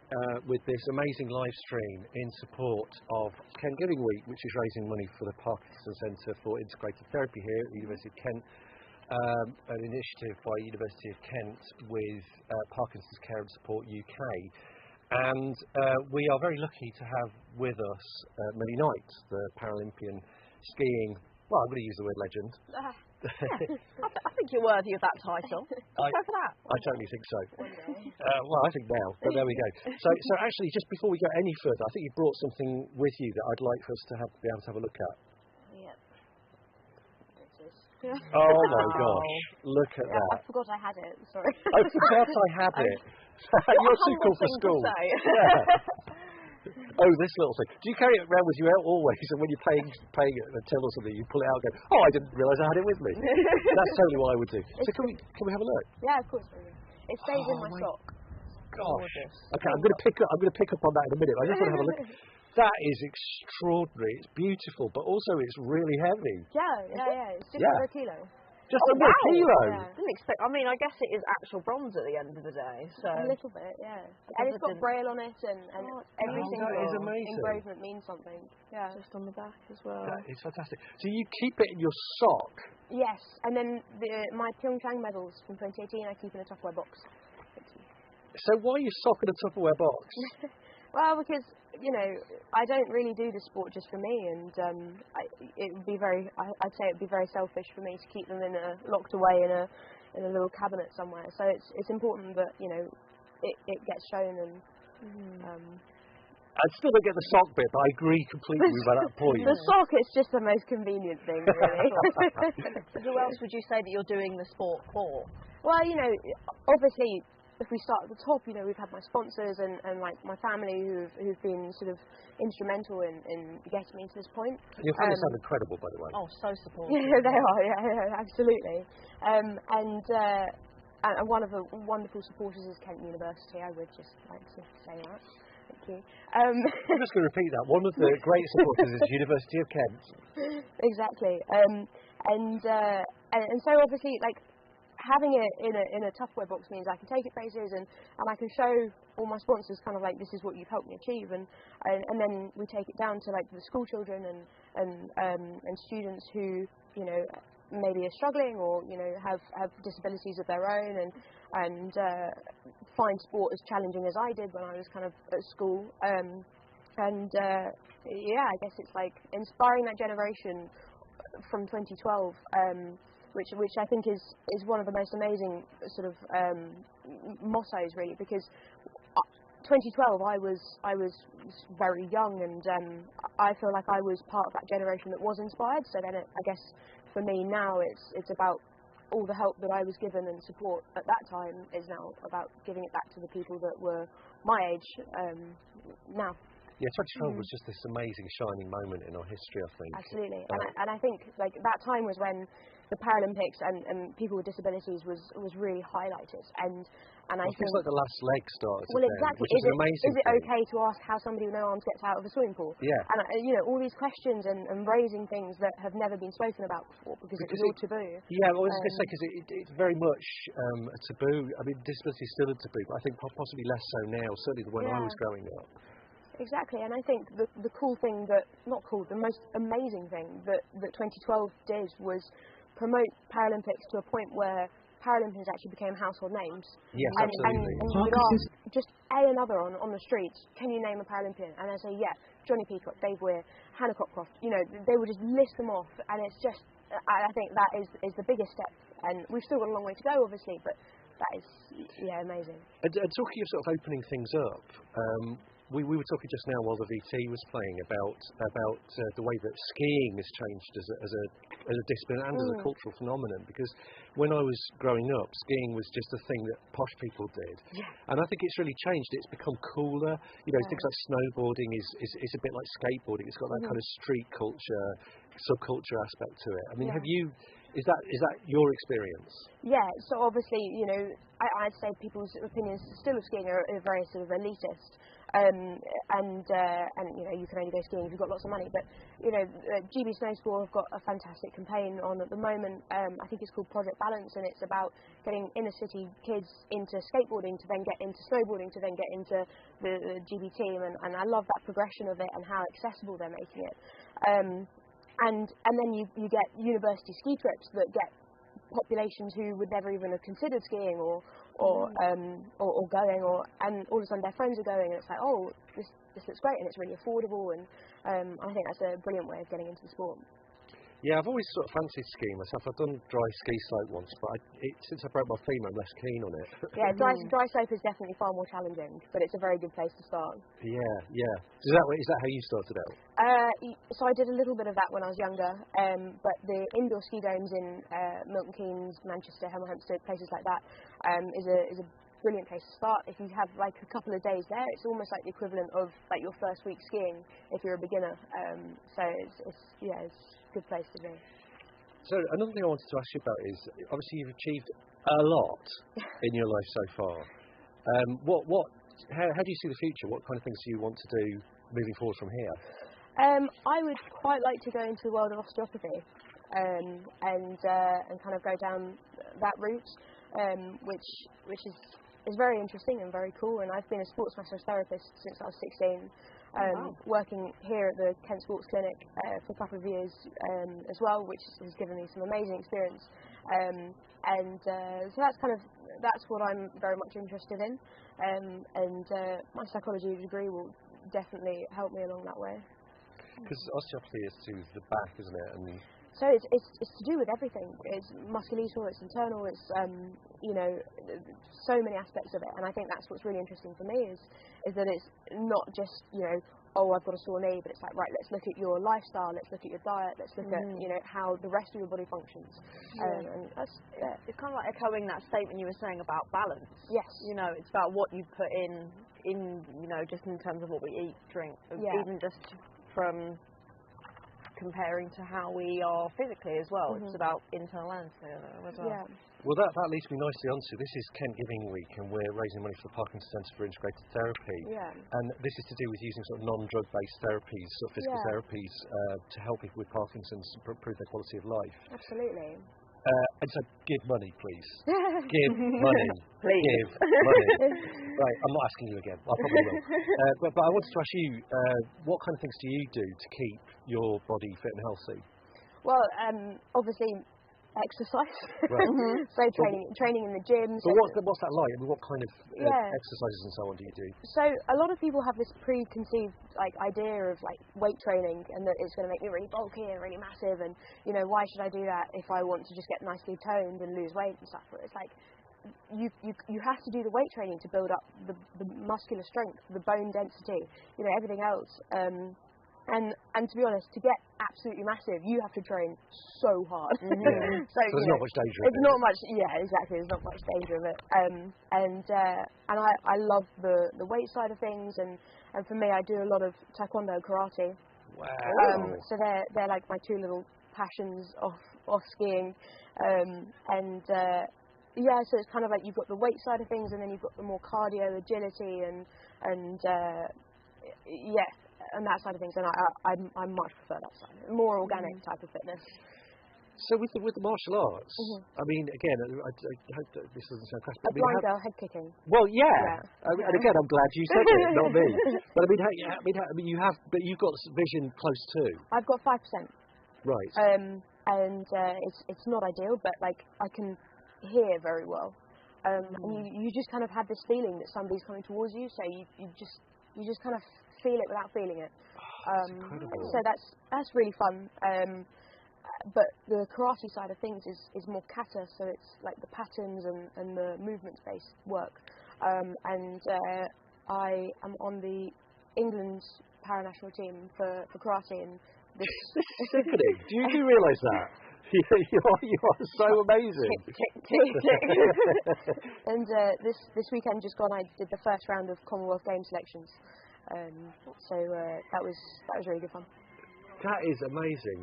I'm a big fan of, this is very trivial, but I'm a big fan of the Marvel Comics character Daredevil. Very good. when you were describing the thing about, you get a sense of people coming towards you. We had a student doing drama a few years ago who had a severe visual impairment, and he loved Daredevil because, he kind of recognised aspects of his life in it. Yeah. Fantastic. So, okay, what do you think are the biggest challenges that you've had to overcome in your career so far? I think initially it was very much trying to balance school and skiing and then financial and then, just so many things having to be juggled at the same time and trying to get the best performances out of everything. Yeah. Initially when I was at school I was like, I really want to do well in my GCSEs, but I also want to go to the World Championships and the Paralympic Games, and I want to win medals and I want to get A's. And so I was like, I don't really know how I'm going to do this, but my school kings at the time were amazing, and they let me split my GCSEs over a couple more years, and I did A-levels over a couple of years, and then like everything kind of just moved around skiing, but skiing moved around school, and so that was very much challenging at the time. I mean, thankfully, like over the years, like I was able to win world championships whilst competing win world championships and combine A-levels. And then, but unfortunately, the hardest thing at that point was I had a massive crash, had a really bad concussion. So after the first concussion that I spoke about earlier, I then had another one 4 weeks later. 4 weeks? Jesus. Yeah. Wow. And I was having to sit my A-levels. So I did that in the March, and then A-levels started sort of April, May. That was very, very challenging. That was probably the hardest thing I had to do. That's incredible. So, yeah, it was tough. And do you manage to find time to do like off-duty stuff as well? Because I mean, it just sounds like a lot that you have to balance. It is a lot, but it's good fun. I enjoy everything that I do, I do lots of things, but I like to keep my mind busy. That's what they say, if you want something done, give it to a busy person. Yeah, there's a really great book written by a kind of hippie I think it came out in the early 70s, called Play Power. And he basically argues that play power is playing. Is something you leave behind when you're a child. Most people is a way of changing the world and also making us have happier lives. Oh, exactly. With play therapy. Yeah. Well, one of the things he advocates is, if you find a way of doing for your job a thing you love, the way he phrases it is, every Monday morning is a Saturday night. Which I think is a really nice way of looking at it. And I think that it just made me think of it, hearing you talking about, you're really working hard but enjoying what you do. Yeah, exactly. And I think going into 2018 was a very different experience going into 2014, and then a completely different experience going into 2022. 2014, I was this young, naive, immature 15-year-old not knowing what she was doing. 2018, I'd just won the World Championships. I'd won every single discipline in every race the season before. So I was like the favourite going in, but I'd had a massive concussion as well. And also there's a pressure to that that's not fun. The pressure is not fun. No. The expectations to win, the going in as the golden girl, going in as having to win 5 gold medals and having to get funding targets and medal targets and things. It was very, very difficult, very pressured, very not particularly enjoyable at that point. And so I kind of thought, right, going into 2022 is going to be a very different experience. I'm not having any of that. I've had another concussion, and I'm not doing this for anybody else but me and Brett. These games are for us. We're not doing it for medals because we're unlikely to get one. And we enjoyed it so much. We had such a great time. I genuinely enjoyed the skiing, and that was just wonderful to end mine and Brett's career on. There's a really interesting paradox, isn't there? Because I go back to the thing parallel with performance. If you sometimes you can get a pressure gig where it's a really important gig and you're really nervous, and you can actually underperform as a result of that. But conversely, sometimes there's a switch goes in your head, and it's like you don't care. You're just interested in the immediate thing in front of you. Absolutely. I mean, I remember, for example, doing a gig where It was just horrible. There'd been the beer promotion had sold out within the first 10 minutes. Everybody was drunk. All the comedians were sort of heckled horribly. No. First thing that happened when I got to the microphone was it fell apart. Oh. Everybody laughed. But actually, what that made me do is not care at all. Yeah. And then suddenly everybody was laughing. Yeah, exactly. And some of the best races I've had is where I've just gone, I don't care about this. Yeah. Let's just go. But the paradox is you can't have not done the things leading up to that. You can't have not done the training. You can't have done you can't have not cared for that whole time. Yeah, exactly. But then, like, one of the most challenging races was this season's World Championships. We hadn't really. We had done well, but we weren't really performing at our best. It was a very, very challenging downhill and super G course. It was very steep, very icy, very bumpy. And we'd managed to come down the first run of the race, and we were sitting in first, and I hated it. I absolutely hated it, because I was like, I've now got another run to do of a discipline that I'm really bad at, and I know that everybody else is a lot better at me for. But I was like, right, I think I've got enough of a buffer in my time between second place from my Super G run that I hopefully will perform all right enough in the slalom to not let them overtake me. And it was so mentally challenging to, like, not think about the fact that we were in first, we could become world champions again. It was the first time in our entire skiing history that we've had prize money, and it was like the only thing, trying to stop thinking about all the really sort of external factors was so challenging, trying to keep my head was very tough. Okay, thank you so much for talking to us today. Of course, we are doing this live stream in aid of the Parkinson Centre for Integrated Therapy. And why do you think people should support? Why should they be out there, those people watching us, why should they be giving us money? Well, I'm very privileged to be sat here in a position where I'm sort of very okay with my disabilities, and I've had some fantastic support along the way. And I think without the support of the charities that have helped me, I wouldn't be sat here speaking so freely about it now. But without the support of everybody else donating to those charities, they wouldn't exist. So it's a very worthwhile. Yeah, thank you. That's really important. So don't forget, give us your money. Okay, I think coming up now we have a bit of VT. So could we go to the VT now, please? Parkinson's Care and Support UK is a UK-based charity that focuses on improving the lives of those affected by Parkinson's whilst they are alive. Although we actively invest in tomorrow by funding alternative non-pharmaceutical research into how we can slow down, reverse, or even prevent the onset of Parkinson's, we are mindful that thousands of people living with the condition need support today. Our mission? Parkinson's Care and Support UK improves the lives of everyone affected by Parkinson's disease today, not tomorrow. We invest in natural remedies, alternative therapies, and non-pharmaceutical research to prevent, slow down, reverse, and ultimately cure Parkinson's. So, what do we do? Tomorrow is guaranteed for no man. This is why the main aim of Parkinson's Care and Support UK is to improve the lives of those affected by Parkinson's today. We want to reach those who are not only suffering with the condition, but also their carers who are often faced with extremely challenging situations from day to day and who are sadly often overlooked. Parkinson's goes beyond affecting just the person living with the disease, and that is why Parkinson's Care Support UK is here to go through this journey with you. Exercise. Did you know that exercise can actually change the brain and have a positive impact on Parkinson's symptoms? Parkinson's carers. It is not just the person living with Parkinson's that is affected by the condition. Loved ones are often placed in positions of care with little or no support, information or respite. Physiotherapy.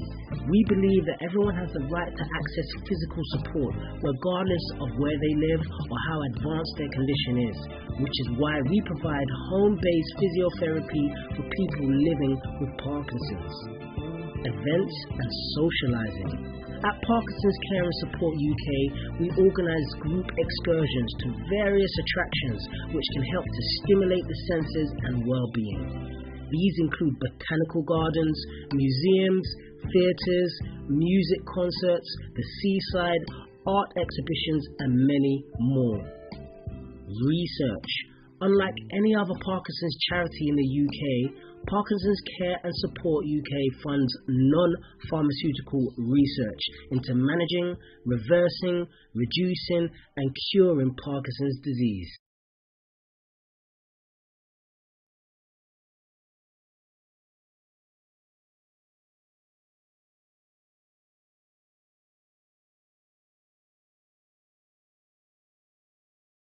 An amazing thing now. What we're going to have, and I'd like to welcome two people on, please. I'd like to welcome the two Daniels who are my co-hosts.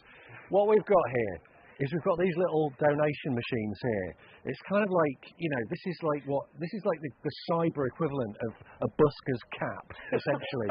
And they're going to be running around for 10 minutes around campus to see which one of them can get the most money from people tapping their cards on these machines.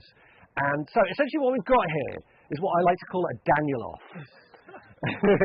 So we're going to go Daniel 1 and Daniel 2 just because of running order. Yeah, cool. And so, you know, you can, if you want one of these two guys to win, then search them out on campus and slap your card onto their cyber buskers hat. And then we will find out in 10 minutes' time which is indeed the victorious Daniel. So, Daniels, are you ready? Yeah. Hell yeah. Did you have something you wanted to share with us, Daniel? I just wanted to say, Daniel mentioned something about being better than me. I just want to say, no, that's incorrect, okay? Despite what you see behind me, this university is not big enough for two Daniels, okay? And I'm the better Daniel. And I'll prove it, When you say it's not big enough for two Daniels, so there's not going to be murder involved in this? Okay. Okay. So, are we ready for that? Actually, do you know what we're going to do? We're going to set this off a time. I've got this. It's a lot. 4 hours is a long time to fill, right? So I've got this air. Well, I was going to say air horn. It's actually a gas horn, which sounds bad. And when I let the gas horn go, you are ready to rock. Okay. So somebody timing them. Somebody set the timer for 10 minutes, and we are. Look at that. That is great. Fantastic. So we are now going to go to another bit of VT, and then we'll be back with another great item after that. My name is Professor David Wilkinson at the University of Kent. We're setting up the world's first ever centre for integrated therapy for disease. We're doing it in collaboration with our close partner, Parkinson's Care and Support UK, who share our view that the best treatment for Parkinson's is a multifaceted program of treatment which mirrors the multifaceted nature of the condition. If you're thinking of donating to our centre, then you just have to do so. Parkinson's disease is a massive deal, not only for those who experience it directly, but for their families, for the communities in which they live, and for the nation and for the world. It is the fastest growing neurological condition.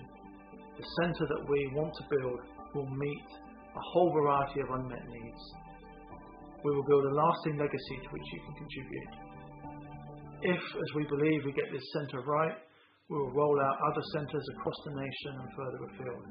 And we need you to be a part of that.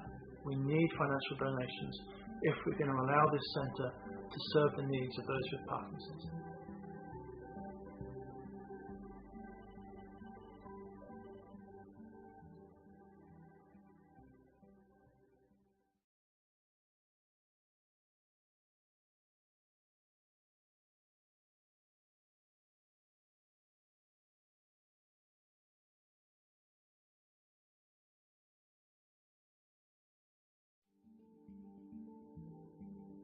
My name is Professor David Wilkinson at the University of Kent. We're setting up the world's first ever centre for integrated therapy for Parkinson's disease. We're doing it in collaboration with our close partner, Parkinson's Care and Support UK, who share our view that the best treatment for Parkinson's is a multifaceted program of treatment which mirrors the multifaceted nature of the condition. If you're thinking of donating to our centre, then you just have to do so. Parkinson's disease is a massive deal, not only for those who experience it directly, but for their families, for the communities in which they live, and for the nation and for the world. It is the fastest growing neurological condition. The centre that we want to build will meet a whole variety of unmet needs. We will build a lasting legacy to which you can contribute. If, as we believe, we get this centre right, We will roll out other centres across the nation and further afield. And we need you to be a part of that. We need financial donations if we're going to allow this centre to serve the needs of those with Parkinson's.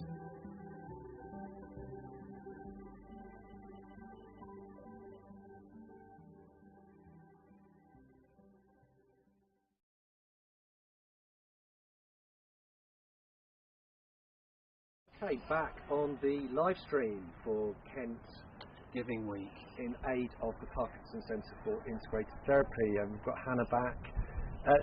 This is funny as well. Look, I've got a microphone this size. Look at this. You've got one this size. I do feel very important with this. Yeah. And that is a little bit dangerous, unfortunately. I love those fairy mics, but I do think they benefit from having a couple of stick-on eyes. Googly eyes. Yeah, maybe. Like a big pipe cleaner. Yeah, like sorts. Exactly. So what's been your favourite thing in the live stream so far? Oh, I love the interview with Millie. So inspirational. Yeah. Oh, what a woman. By the way, if anybody can hear any yelling in the background, that's one of our Daniels on the Daniel off. Yes, there are two Daniels. It's a very intense, scary competition. They've gone. One's gone into the library. One's gone down to the somewhat unofficial picnic site, and they've gone around with, like you said, the cyber equivalent of a busker's hat.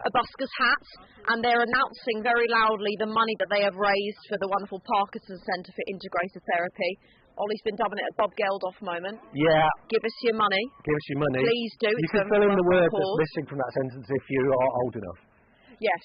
For which I'm not. In a moment, we're... there we go. We've got a tenner. We've got a tenner.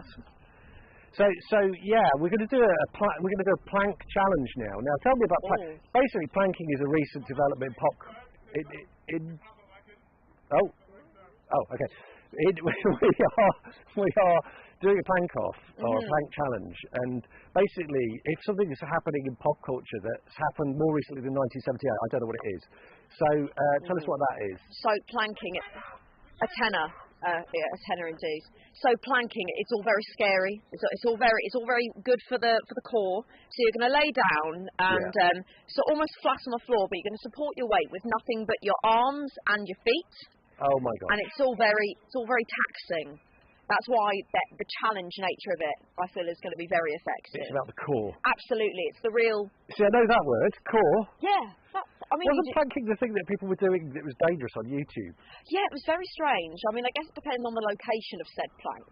Okay, well, this location is pretty safe, but I think we've got some volunteers here to plank.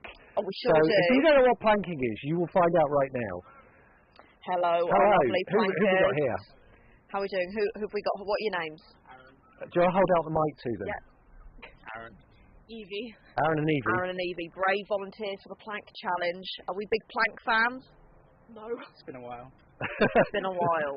Well, these are technically volunteers, but I think hostage is possibly a better description. But I mean, you both seem very happy about that, so it'll be fun. Yeah, an amazing charity as well, supporting the Parkinson Centre for Integrated Therapy. So, yeah, should we move straight on with the planking? Let's go. Let's have a little plank challenge. So. Yeah, plank it up. Well, camera people, where do we want the planks? Just right here. Right here. Yeah. Gorgeous. Yeah. Yes, sounds great. Right. Okay. Shall we give you a 5-second warning before you start? Yeah, let's do it. In fact, we can do the gas one again. Yeah, we can. 5, 4, 3, 2, 1. Oh, look at the plank. Look at that. But what I love about this is essentially to give us time for the Daniels to raise money, right? Oh, yeah. But also, what a great televisual idea here. Absolutely. It's the next best thing to watching paint dry. Because although it's very difficult for these guys, at the same time, it's kind of like... It's like a continuous You've Been Framed, just watching people in pain. Yeah, yeah. But like a slow-mo version of You've Been Framed. Oh, absolutely. But I mean, is it pain if it's exercise? Beauty is pain, as they say. Yeah, I'd say pain. I mean, I'd say pain too. Yeah, we're having that confirmed by Evie there. Aaron, how about you? Aaron, spelling it out. Cool as a crocodile over here. Was it cucumber? Cool as a cucumber. Let's say that. Well, I think cool as a crocodile is a new variant of that well-worn phrase. It is. It definitely is. So your stand-up style is quite sort of deadpan. I think it'd be quite good for you to commentate with your trademark deadpan style. Yeah. Okay, right. No pressure, obviously. Ollie does have a PhD in stand-up comedy. If anyone didn't know that, so we've got the lovely Eve and Aaron here. Get that butt down. Perfect. But, I mean, I only aimed it at one of them, but if both of them want to do it, that's fine. So if I see the shakes, then unfortunately I'm going to start losing confidence. This is to garner time for the Daniels to go and get more money. In fact, give us your money. It's a good cause. Really good cause. Don't forget, it's non-drug-based therapies. Even if you really like drugs, you know, some of the people out there, this is a very good thing for people to be able to have physical therapies involving singing, movement, dance, all these kind of things. So yeah, back to you. Absolutely. We had a very interesting professor earlier talking about the wonders of singing, how it lights up bits of the brain. Absolutely amazing. Similar to how this is lighting up bits of the body that are. Also, I think there's an added challenge here, which is that it's quite windy today, so they could just get blown over right now. You could. This is a test of the arms as well. Are they going to get blown away like the wind? No, evidently not. I think they're doing fantastically. Do you know, when my kids were small, when we'd be walking to nursery, I used to do what they called the Olympic words. And they'd be walking along a wall, a very low wall, and I'd be pretending it was a race. So I'd be going, the young British boy going along, he's past the Frenchman, he's past the Chinese, he's past, you know, and they would love it. And then one day, I said to Joe, do you want me to do the Olympic words? He said, no, thanks, Dad. And I said, why not? You used to love that. He said, people change. Oh, no. He was about 5. That's heartbreaking. People change. That's heartbreaking. Do you want to hear another heartbreaking story? Go on, I do. So, my son Tom, who's now 23, we used to have Sweetie Day every Saturday. They could choose whatever sweets they wanted, which for a kid with type 1 diabetes is a big thing, right? Oh, so we were walking back through Whitstable. The weather was rather like this. It was really nice and sunny. He was holding my hand. Jackie was holding Joe's hand. And he looked up at me and he said, Dad, can I tell you a secret? And I said, yeah, Tom, tell me a secret. And he said, I like Mum more than you. Oh, no. Yeah, he did. Was it because of the Olympic voice? No.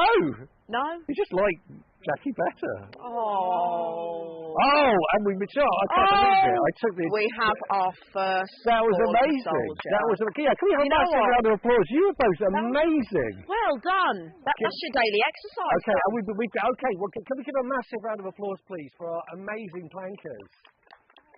Congratulations. Oh, and they get medals. Check it out. You can Thank hang you it so up in your much. wardrobes. You were amazing. How was it for you two? Yeah, that was quite hard actually. Okay. Easy, I'm a dancer. Oh, okay. Hey. Right, so fantastic. Now we have returning heroes. We've got Daniel and Daniel. Please come back onto camera. They are back. So we're going to find out who you are and what you've got. So say your surname and what you've got. We haven't been told the numbers just yet. Oh, okay. So they've got our numbers. Well, let's just set you up then. Tell us your name. I'm Daniel Lambert. I'm Daniel Ananu. So we've got Lambert, Ananu. Yep. So Matt has got my total. £26. £26. Fantastic. Let's have a massive round of applause. £26 we didn't have before. And Ananu. Yes! No! 70! Yes! No! Yes! I said it before and I'll say it again. I'm the better Daniel. Daniel, I'm really sorry to say this. It's fine. He's the best Daniel.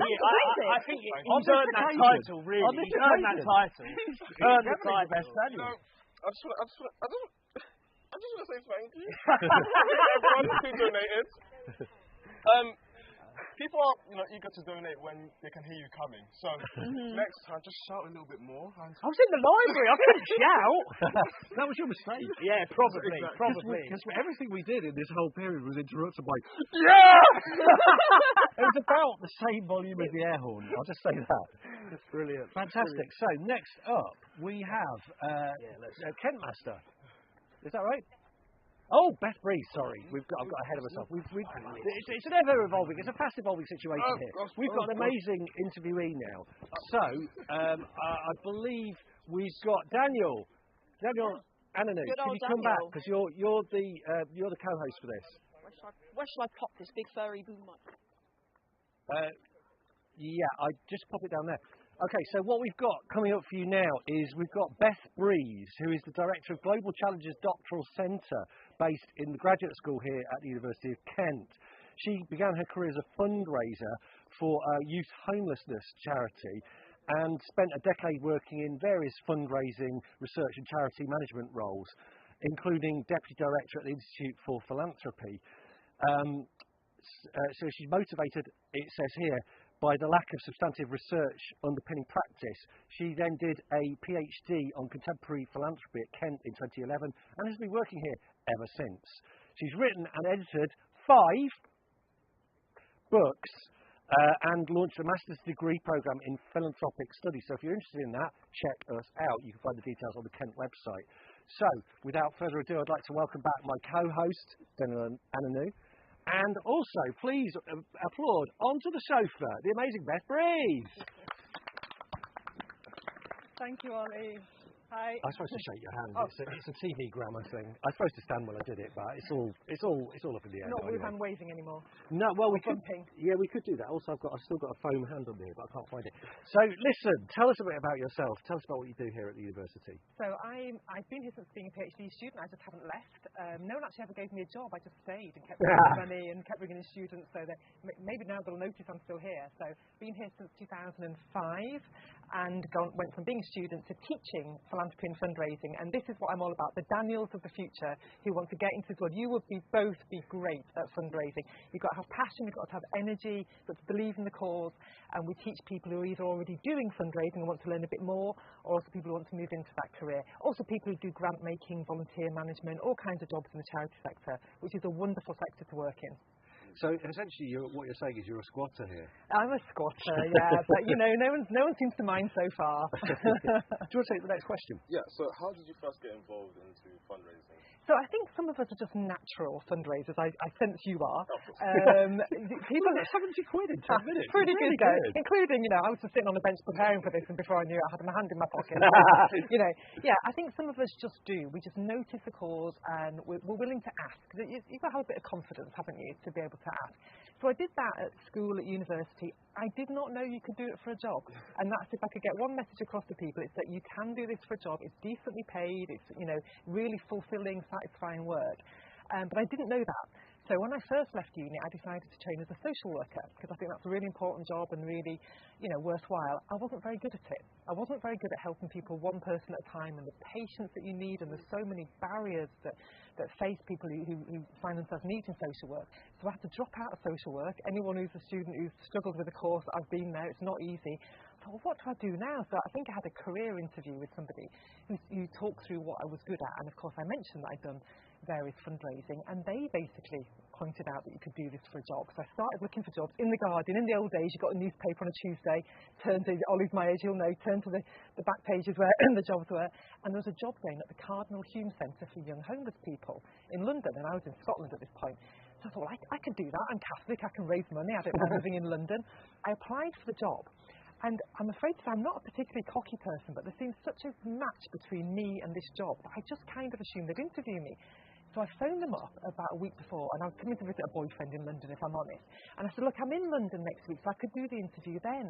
And they said, you've not been shortlisted for interview.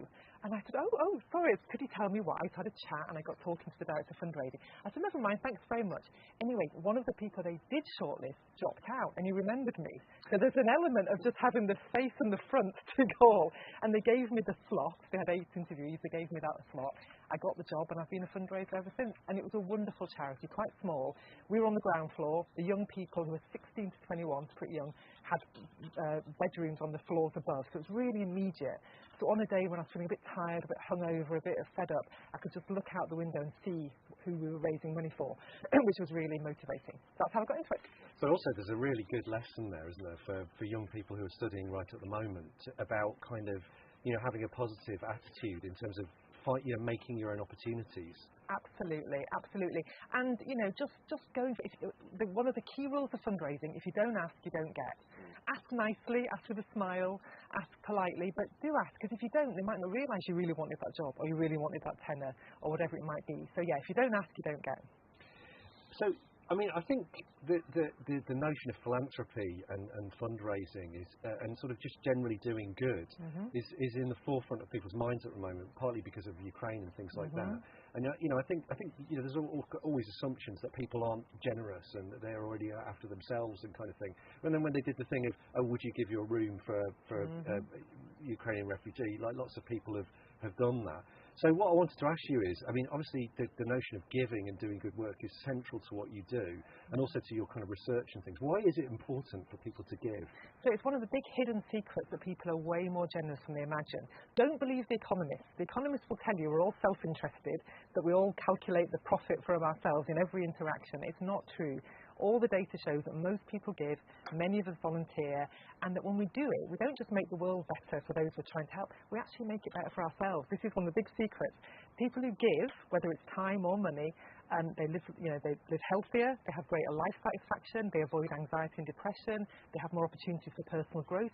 You meet interesting people, you do things like this, it makes life more fun. So there's a real paradox that the more you give, actually the more you get. So we encourage generosity, not just because there's so much need out there, but because we actually need to give and to be involved and be engaged. It's good for us. Fundraisers are amongst the happiest people. I'm just back from my first post-COVID conference, huge gathering of fundraisers in Las Vegas, would you believe? Not my favourite city, but it was an amazing experience. 2,000 or so American fundraisers.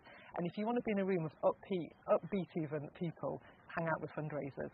So I think it's absolutely true that generosity is something to be cultivated and encouraged for all of our benefits. Fantastic. Yeah, so this is a two-part. So obviously philanthropy means different things for different people. How would you define philanthropy? And next question is, what do you see as the biggest enemy of philanthropy in today's world? Sure, so the word philanthropy is a really difficult word. Everyone trips over it. I mean, it's amazing none of us have so far. Yeah. Most media work that I do, people go, Centre for Philanthropy, Centre for Charity, generosity. It's not an easy word. It just means, philo means love of, anthropos means mankind. So love of mankind. It shouldn't just mean big gifts. It often does. People think philanthropists are Bill Gates. They think of a particular kind of big donor. But it's any of us who do anything out of love for other people or care or compassion. And we can show that in many ways, money, time, contacts, giving someone a smile. It's philanthropic to, cheer other people up. So that's what the word means. What was the second part of the question? I'm so sorry. What do you see as the biggest enemy of philanthropy in today's world? So, philanthropy gets attacked a lot. So my last book was called In Defence of Philanthropy, because especially the big giving, often people are suspicious. Why are they doing it? What do they want? What's their agenda? Do they just want their name on the building? Do they just want their ego stroked? So people worry a lot about motivation. My view is you can't always tell what people's motivation is. I might just put £1 in, but really want that sticker to show off that I gave. It's not just people who give millions that might feel egotistical or want to show off. So I think we're probably better to focus on the consequences of the giving. I don't really mind if someone gets their name on the outside of a building, so long as some great work goes on inside of it. Yeah. So that's one of the big problems with philanthropy. People worry about the motivations of the donors. The other reason, which maybe is more relevant today, is undergiving. Why give £1 if you could give 2? Why give 10 if you could give 20? People give what's the sort of what's the spare change in my pocket? And I think if you think of the benefits of giving, well then the more you give, the more the benefits. So let's all just try and dig a bit deeper and make it a bit more of a priority, not just what you do when everything else is covered and you've got a bit left, but think, how can I give a bit more? And it is more enjoyable when you do that. Brilliant. Yeah. I think this is something quite interesting, isn't it, where people impugn the motives of people who are generous. I think there's always this sort of moral challenge that people experience when it's like when people go, oh, you're a vegan, but I've seen you once touched a leather shoe. Yeah. Did you know what I mean? Like, the people want to project the worst onto something so they can inoculate themselves from the feeling that they might want to do something similar themselves. Absolutely. It's a preemptive defence. So that person makes me feel bad because they're so generous. So instead of me feeling bad, I'm going to say they're an idiot. Or I'm going to say that they're doing it for bad reasons. And exactly, the literature is generally around vegans and environmentalists. Why do so many people harass vegans and environmentalists? Because their behaviour makes us feel like we're not behaving up to the mark. So there's a body of work called do-gooder derogation. So it's quite common. Do-gooders get derogated, get criticised rather than than praised. And I see philanthropy as being part of that. And we need to understand it and recognise it. Well, even the word do-gooder is pejorative, right? I mean, it has negative connotations. You don't say, oh, I love that person, they're a real do-gooder. You go, oh, he's a real do-gooder. You know? And it's quite global, because on my course, I teach a master's in philanthropy where people are working in these jobs all over the world. And we talked about how this phrase is, that's quite British do-gooder. In other countries, it's the Pollyanna syndrome, or the right Pollyanna. Australia, the tall poppy syndrome. Every culture's got a word for knocking down people who are just trying to help and do good, and it's not healthy. And I think we need to recognise it and try and maybe not do it. Yeah, absolutely. So tell us about your most memorable fundraising experience. Well, about 10 minutes ago, this fella came up whooping and hollering. So no, I enjoyed doing that, Daniel. That was fine. They're all memorable because it actually is something very beautiful when somebody chooses to hand over some money that they could have spent on a pint of beer or a sandwich or it genuinely, you've got to be grateful for all those gifts that you get in when you're a fundraiser. But as we're sitting here, and I assume in the background you can see the university library, I do help a little bit with fundraising on campus because I love hanging out with the development office colleagues. And we set up an archive of philanthropy alongside the stand-up comedy archive, but ours is newer, yours is much more established. And there was a donor that I've known for many years called Dame Stephanie Shirley. She goes by the name Steve because when she began her business in IT, no one took her seriously as a woman. No one took meetings with her as a woman, so she called herself Steve Shirley. She has the most extraordinary history. She came to the UK as a 5-year-old on the Kinder transport from Austria, holding her big sister's hand. And all her philanthropy is about giving back to a country that gave her a chance. She made a fortune, billions in IT. That's Steve Shirley. So I've known her for many years. I've interviewed her. You get to hang out with these amazing people if you study philanthropy. Why would you not study philanthropy? But I knew she was coming to the end of her giving. And what was she going to do with her papers? She asked me, is there anywhere I can deposit my papers? And I said, well, no, but there should be an archive. So we cooked up this idea of an archive. I said we could do it here. The archivists in this building are amazing. We have great facilities. So Dame Stephanie came here, we showed around, and I asked her for £60,000, which is what we needed to get it going. And she met Karen Cox, our VC, who was wonderful with her, and we had a lunch. She went away, and about a week later, I got a letter saying she was giving us not £60,000, but £100,000. Wow. And when people give you more than you asked for, because she believed in it, she liked the people, she could see the facilities, and it was just a lovely moment when someone really bought our vision and said, don't just have what you asked for, have more. So that was probably very memorable. Fantastic. I think we're going to go to a VT in a minute. But before we do, I wanted to ask you, obviously this event is in aid of the Parkinson Centre for Integrated Therapy. So you can say to camera if you like, but why should people give to that? Which camera am I looking at? This one here. Sorry, I've had my profile's not the best. I've got a French profile. Why should people give? Parkinson's is the fastest growing neurological condition in the UK.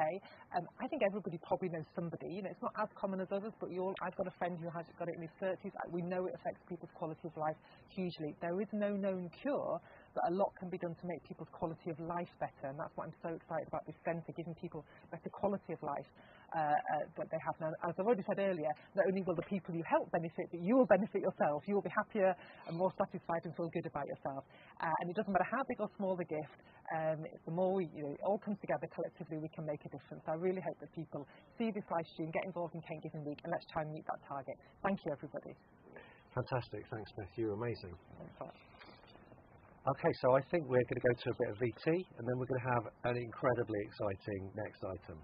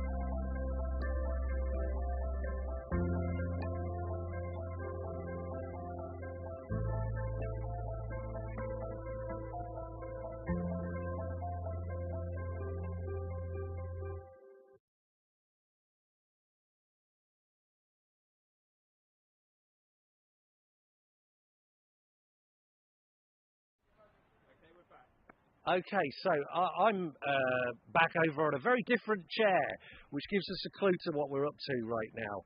We're up to a thing called Kent Master. I'll say it again, Kent Master. It bears no resemblance to any TV format known to humans. So, but what I would say is we've got a total so far of somebody standing in the way of the board. £13,856.55. Let's have some applause, please. So, I am the Kent Master. Sadly, I do not have a diminutive sidekick because, well, you just ran out of volunteers. So, what we do have is 5 great contestants who are my 5 great co-hosts who, as I said before, are comprised of 2 Daniels, 2 Hannahs and a Roy. So, we're going to go straight over with our challenge, our prize challenge, and there's a thing falling out of my pocket. Our prize challenge is going to be the first section of Kent Master, and what our amazing contestants were asked to do was to bring in, let's imagine the Kent Bunny retired. I mean, I could have said the Kent Bunny died of myxomatosis, but I'm not going there. The Kent Bunny retired. What would we replace the Kent Bunny with as a mascot? And each of our amazing contestants was asked to bring in a replacement mascot to represent the University of Kent in place of the Kent Bunny. So, Roy, what have you brought? Well, as you can see, I've gone for the obvious answer, a can of potato crisps. Yes. Prongles.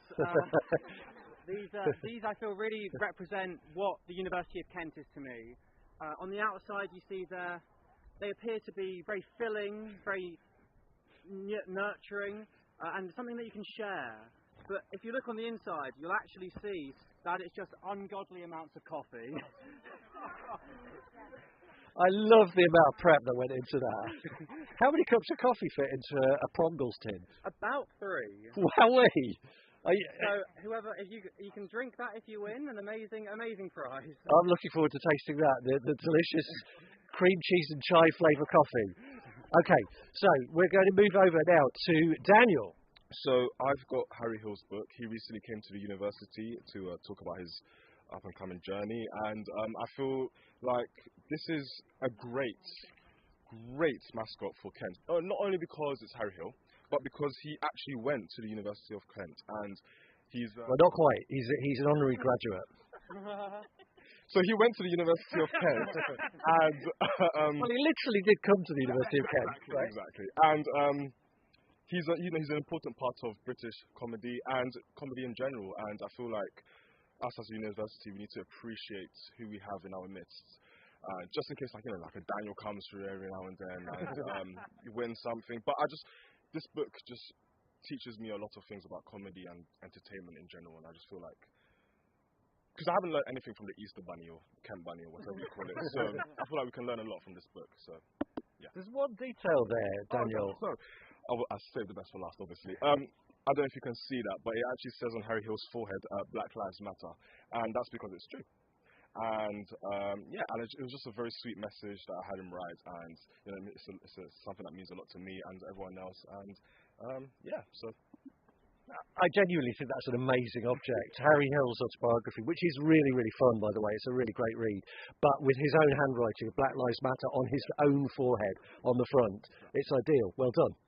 Okay, moving on to Hannah. Right, I know what you're thinking, Ollie. I know it's small. I know it's orange. But imagine this really big. This is a big tube of Australian, actually, no, it's French sun cream with SPF 50 plus with both UVA and UVB protection. Key word. It protects you from the sun's murderous rays. It moisturises you.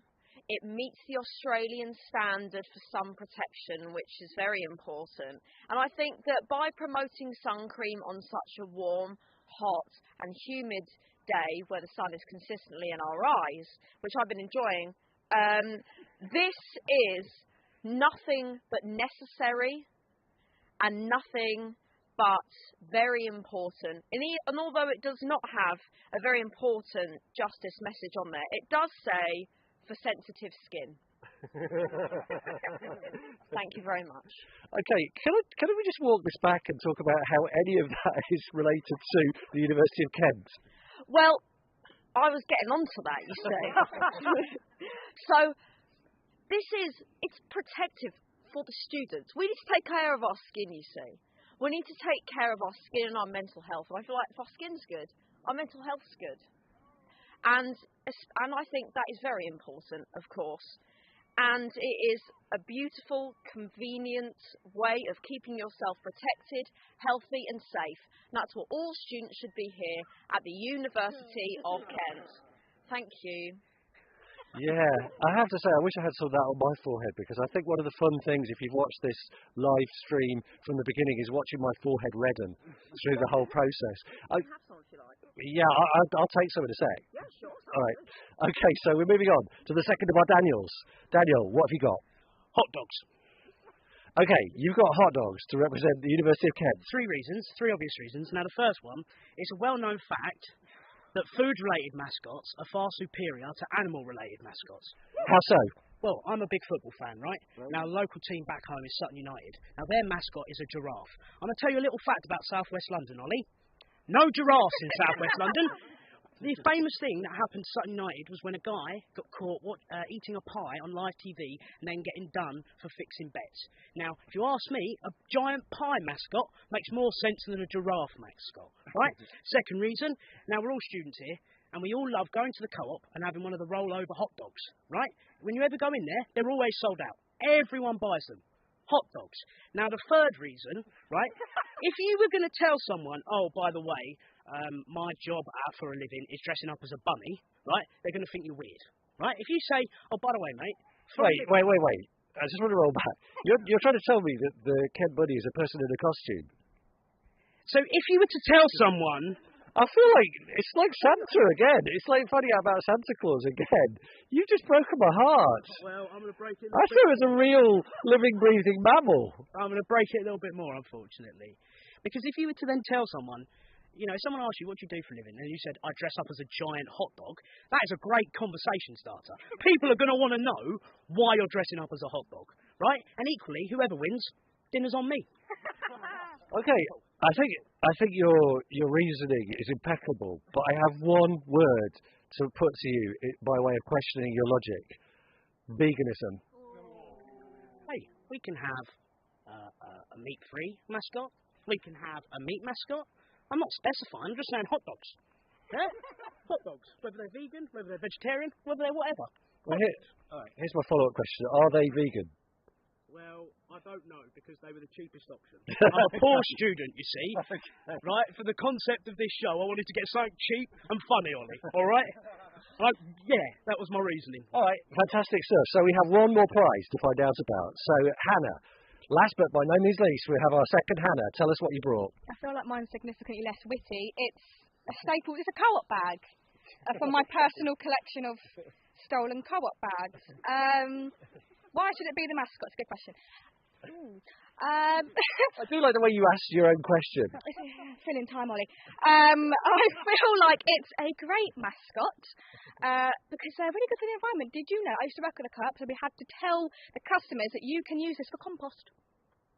No, fair enough.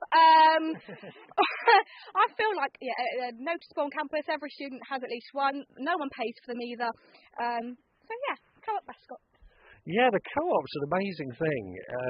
They've got a big stall over there on the other side of campus at the moment. I don't know what they're doing, because they've also got a shop right next door, so I don't know why they would need an extra stall as well. But I think they're trying to, gain interest in the co-op. What was the best thing about working at the co-op?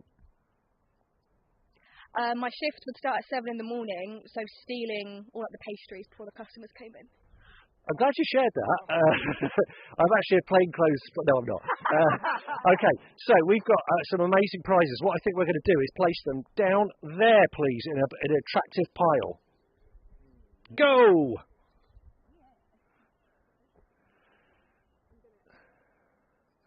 Okay, fantastic. So I'm going to move back over to my throne, to the Kent Master throne. And what we're going to do now is we're going to play the live challenge. Okay, so this is the only bit of a certain well-known TV program that we can reproduce here, because obviously we haven't spent weeks doing videotape challenges. So this is what we're going to do. In that bag there, you will find two things. Thing number one, you will find a box of plastic gloves. So the first bit of the task is to put on a pair of plastic gloves to protect your delicate hands. Somehow you could, that's part of the challenge. Also you will find an array of foodstuffs. There is mayonnaise, ketchup, burger sauce, mustard, I think. Piccalilli is in there. Also, you've got Pombears of the crispy variety, and a number of mini bags of chocolate-covered biscuits. And your challenge, once you have donned the protective gloves, is to, on your board, to create the most lifelike, convincing and artistic portrait of the Kent Master in the medium of food. Are you ready? Can somebody time it? How long should we give them? 5 minutes? Let's give them 5 minutes. So, I forgot to bring the air horn. I feel like a proper Charlie. Okay, so, on your marks. Get set. 5, 4. Now go.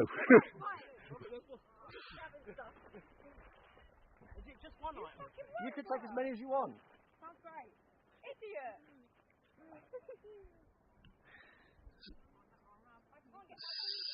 Literally the first bit of this is television gold. People putting on protective gloves.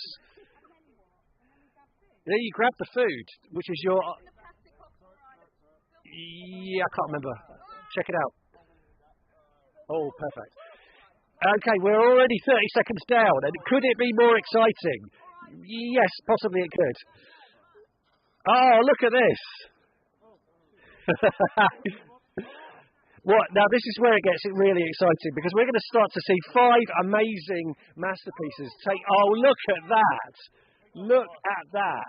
Already. It's an amazing sound.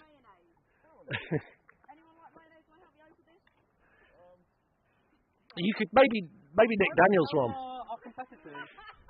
Oh, by the way, I provided 2 types of mayonnaise, diet and regular, in case anybody's watching their food intake.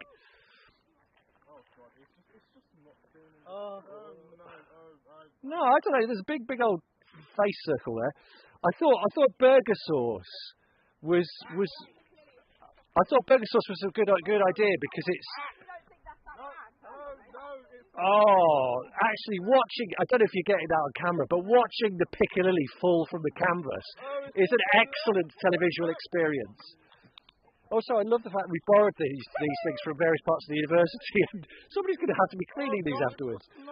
Okay, we've got just over 3 minutes left, so start getting the features into place. The smell is vile. God. What I didn't say was that it's going to be the most artistic and lifelike and delicious looking. Wait. This is going every bit as well as I hoped it would. We are almost halfway through. Yeah, you probably can't hear on the mic here, but there's a delicious sound coming from the burger sauce there. Essentially, it sounds like somebody's been eating too many pickled onions. Oh, gosh. It's... one of the reasons that I chose burger sauce is because it's what people in the artistic community call flesh colour. Although, I have to say, that is a discriminatory term. It depends what colour your flesh is, right? But it's white people's flesh colour, I guess. Okay, this is genuinely terrifying. I don't know if you're aware of the Nordic artist Edvard Munch, who's famous for The Scream. This is kind of what some of these are shaping up like at the moment. What I'm particularly enjoying is the drip effect. The drip effect is... Ah, look at that! Action painting.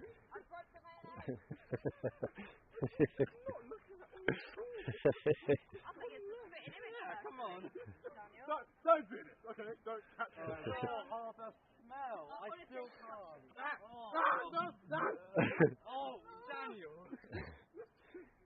Oh, no. I don't like this at all. Do you know, I thought that Piccalilli had stopped being sold in like 1983 or something. I was delighted to find you can still get it. Oh, look at that. A dribbling Piccadilly eye. Absolutely not. Okay, we have a very, very small audience sitting over here. Literally 3 people. I'm going to be asking them to be the judge. So I'm going to ask them to cheer for the one that they really, really like in a moment. We've got less than a minute to go.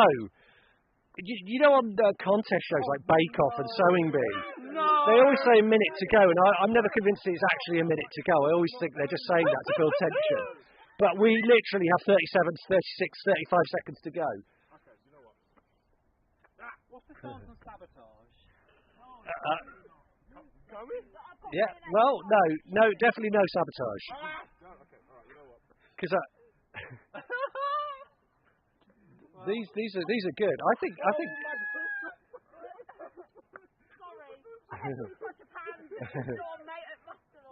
Right, 10, 9, 8, join in, 7, 6, 5, 4, 3, 2, 1. Mayonnaise down. There we go. Okay. I don't know how to turn it off. There we go. No, cancel when timer ends. Somebody can take that because I don't know how to turn it off. Fantastic. Oh, look at that. You missed that off camera, but it was a great catch. So, we are going to check these out one by one. So, Roy, tell us about your creation here. Okay, so I thought I'd cover all of your key features. You've got, as we all know, hair. You've got your famous drooping eyes that tend to go down to your sort of chin area. Your famous bag of pom bears that I've never seen you without. And because of the kind of way I did the body, your infamous loincloth. Yeah, well, that's a remarkable feat. I have to say, in my darkest moments, when I wake up in the middle of the night and life seems pointless, I feel like I look like this. That's what I would say. So I think you've captured something about me. I'm going to move on to the first of our Daniels. Daniel, Ananu, tell us about your portrait. What I've done here is basically I went into my inner child and almost done what a 5-year-old would do. So what we've got here. I have to say, if a 5-year-old did this, I'd be calling social services. So what we've got here is the brown in your hair. And as you correctly stated, I've got burger sauce for your skin tone. And what I like to call it is this is a live wallpaper. As you can see, it's moving because your face doesn't stay still. You're talking, you're moving your lips and mouth and stuff like that. So that's what I've got here. And as you can see, it's nicely colourful. It's got everything you could ever want in your own Oliver Double. And it's tasty as well. So I don't know what that says about Oliver Double, but this is tasty. So I'm proud of that. I think you've definitely captured the yellow of my eyes. And I particularly enjoy the dribbling cauliflower piece which ran towards my chin. Fantastic work. Moving on to the first of our Hannahs. Hannah, talk me through what we have here. Okay, now that I definitely came at the right moment. You just ate something. No, I don't know what you're talking about, Ollie. So, whereas Daniel went for the more cartoonish approach, I went for the reality. So for your skin tone, I put mayonnaise. Okay. And so, I know what you're thinking, Ollie. I know you're thinking, it looks like I'm crying. No, that's not what I'm thinking. What I'm thinking is that's a great way to fail your degree. Oh, well, that's great. I can accept that. However, what I'm saying is, I'm getting to some amazing positives. Just you wait. So I created the most beautiful brown curly hair on here. And look at the way that it's spread itself to represent how thick your locks are. I put pom bears down, stuck them down with mayonnaise to represent all the lovely students who love you so much. Please let me win, Ollie. And then I put some little decorative splodges of chili mayo, just for a little bit extra zing, you see. And you see, look, I've got a collar, I've got a big smile, I've got a nose, eyes somewhere in there. But I'm sure you will agree, they are as bright as ever. And this is my creation and my gift to you. It's a great gift. Okay, moving straight along, I'm going to come to the second Daniel. Daniel, tell us what we... Oh, my... I nearly said a bad word there. I can't believe this is terrifying. The use of pesto is quite remarkable. Tell us about your creation. So I've gone for lockdown, Ollie.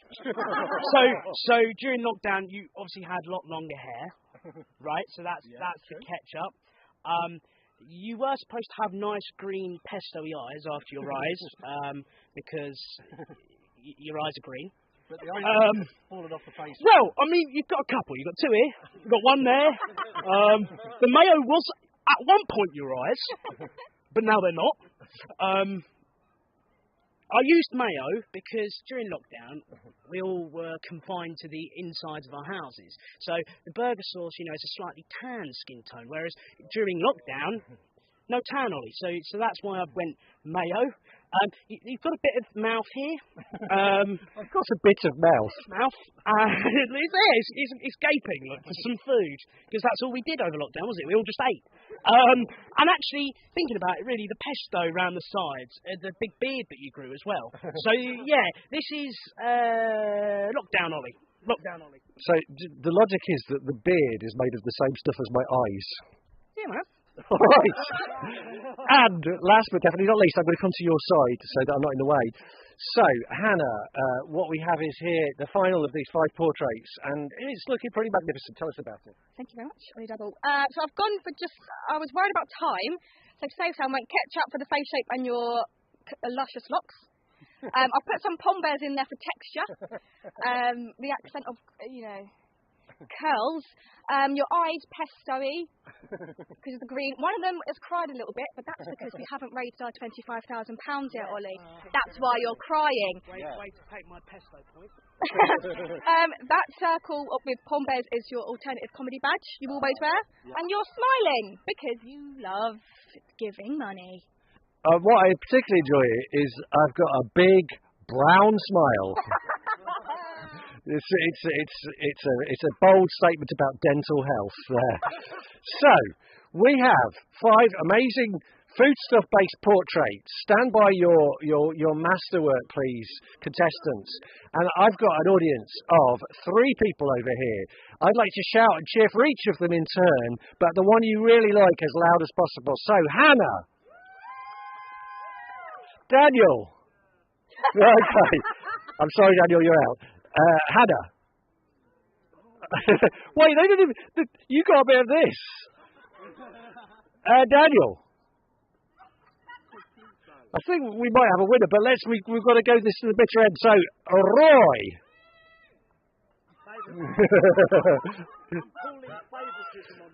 Okay, so we have a winner, and our winner is Hannah.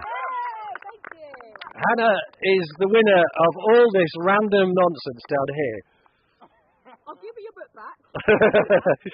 And also, if you want the leftover food stuff, I know students need to fill their food cupboards. Honestly, it's going to go to waste otherwise. Take it with you. So, that is the end of Kentmaster. I haven't got my notes with me, so the next item is... We're going to VT. So we're going to go to a VT, and we're going to go there right now. Keep giving.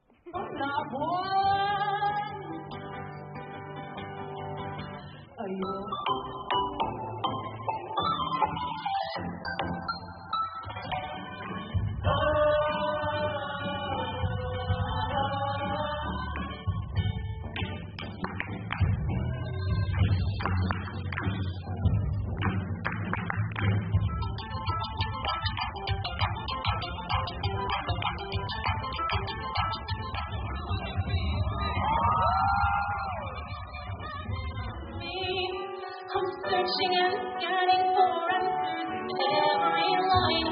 Some kind of sign when you were mine.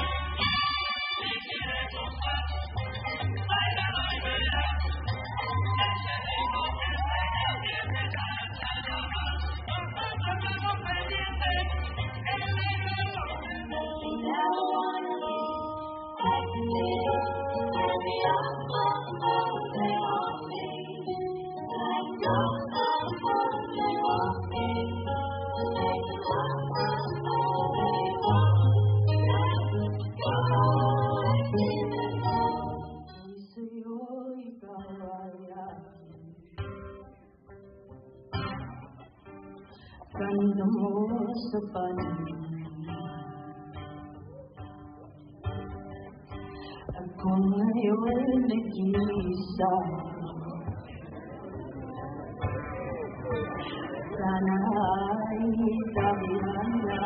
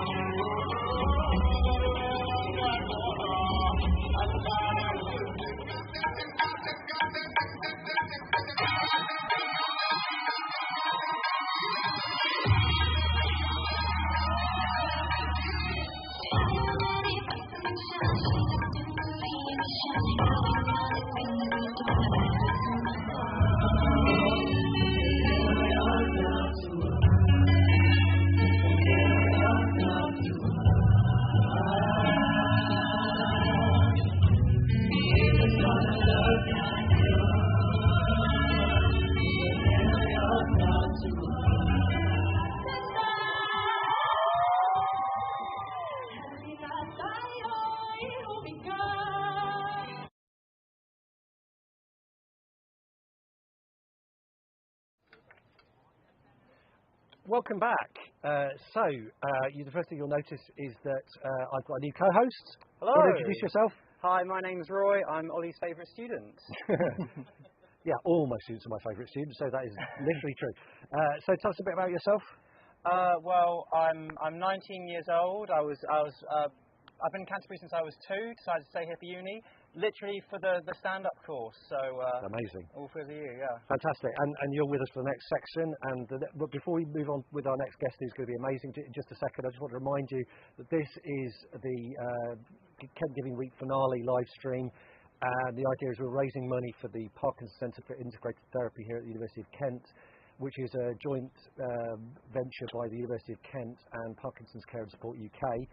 And please keep giving us your money, like Bob Geldof on Live Aid said. Give us your money. And so without further ado, we're going to bring on our next guest. So Dr. Anthony Manning is Dean for Internationalisation at the University of Kent and responsible for development, implementation and review of international activity and lifelong learning, including Kent's new activity in the field of online learning, obviously something that's been very important in the last couple of years. He's a Principal Fellow of Advanced HE's Higher Education Academy, and his academic background and publications are in the fields of pathways to higher education, academic skills, and English for academic purposes. He's lived in 5 countries while undertaking former positions in higher and secondary education, and has led educational development and promotional visits to more than 50 countries. I'm not going to do that with a hand, it's going to take too long. 50 countries. Anthony has worked as an external examiner for over 10 institutions in the UK and overseas, and he is also a trustee for the British Accreditation Council, something I only just found exists. So please welcome Anthony Manning. Hello. How are you? Yeah, good. Thank you. Take a seat. Thanks for coming and being on the show. What I'm going to call the show. Good. So tell us a bit about yourself. What do you do at the university? Particularly, what does internationalisation mean?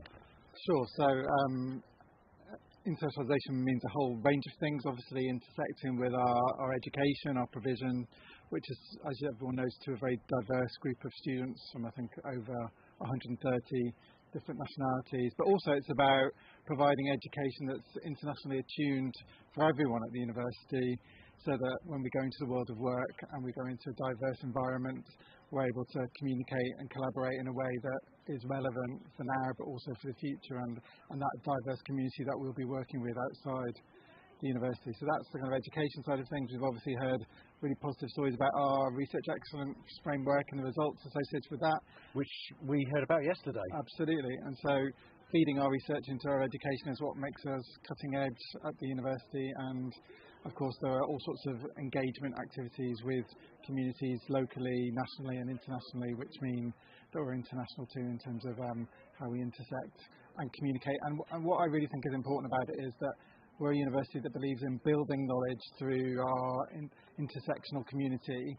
It's not about bringing people here and sending people home. It's about actually building things together for a stronger base and a really better future outcome that's more sustainable. Yeah, just before we move on, it's not actually directly relevant to this, but yeah, the ref results, School of Arts in the top 10 in the country. Just got to say. Got to get that in. You've just got to get that in. Yeah, and I think one of the lovely things about working at the university is it is genuinely diverse. So people from all different countries, all different, even within the UK, from very different backgrounds and so on. And that, for me, is a huge part of it. I'm from 20 minutes down the road. Yeah, well, you're the worst person to be here. You're the exception that proves the rule. But it's about your outlook, and that's the most important thing, Yeah. which is why we run things like the Global Officers Leadership Development Programme, which is for home and international students, and ways to engage in being a global citizen no matter where you were born. But also, you've got an international background. Yeah, I'm half Latvian and Which half?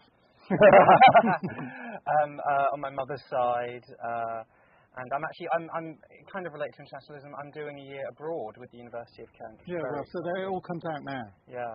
Sorry. Well, Anthony, I was just wondering, actually, you must be very well travelled with your role. What is your favourite country and why? That is a really difficult question, isn't it? And one that I think I can't even respond to. I think in terms of places I've been, there's nowhere that I don't think is exciting or interesting. I think maybe as I get older, I don't know if this is the right way around, but I find going to cultures that are more different to my own culture of birth or whatever are more interesting.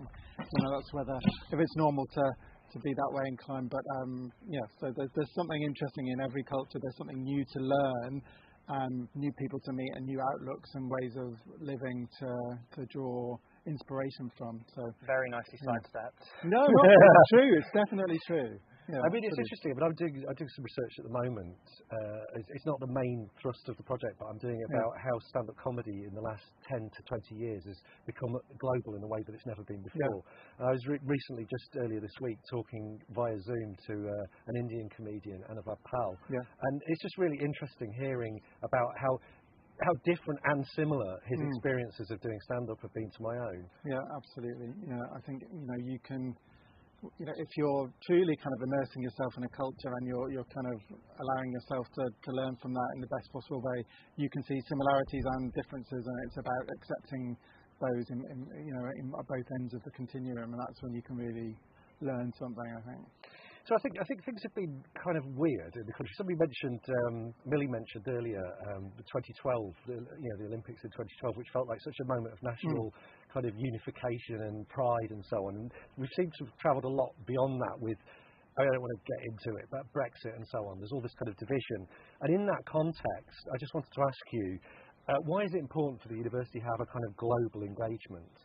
Yeah, so it's important for the university to be globally engaged because I think we're all about knowledge construction and the sharing of knowledge, and therefore bringing people from different communities together to construct and build that knowledge arguably brings better, more robust solutions. So without that network, we will be a university for the UK, a university just for our backyard, whereas what we have now at Kent is something which is relevant locally, nationally and internationally. And I think, what we've got is a strong basis to continue moving ahead with that, and the results of the REF and the innovations in our education, which have persisted despite all the challenges of the pandemic, are really testament to that.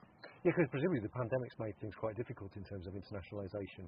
Yeah, I think people all over the university, whether it's working with people closely or remotely, have had challenges in terms of how we change our communications. We've also learnt a lot in that process, which will have enduring benefits for us. It allows us to steward relationships and build relationships in new ways, which are arguably more sustainable, better for the planet.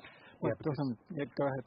I was just going to say, because if you can talk to somebody via a video conferencing thing, then you don't have to get on a jet. Indeed, I still think it's important that certain times and certain types of conversation need to be held face to face. I don't think anybody wants a world where face to face communication is not necessary at all, or believes that that's something that can be true. But certainly, we now have a blended approach, which is perhaps better than what we had before. Although we wouldn't have wanted to arrive at this position through what we had to go through. I think just to pick up on your earlier point about globalisation enriching knowledge. I mean, certainly my experience of teaching students in a creative subject, if you have people from different backgrounds, and even, I mean, you've drawn on your Latvian background in your creative work, and I mean, that can only enrich things. If it's very monocultural, it's hard to find different things for people to engage their creativity with. Yeah, and university is all about critical thinking. So what better platform for critical thinking than people who bring approaches to understanding the world and solving problems from different cultures and different educational systems. Fantastic. Do you want to go to the next question? Yeah, well, actually, it's funny that you say that. I was just thinking, just in general, what is your hope for internationalism at the University of Kent?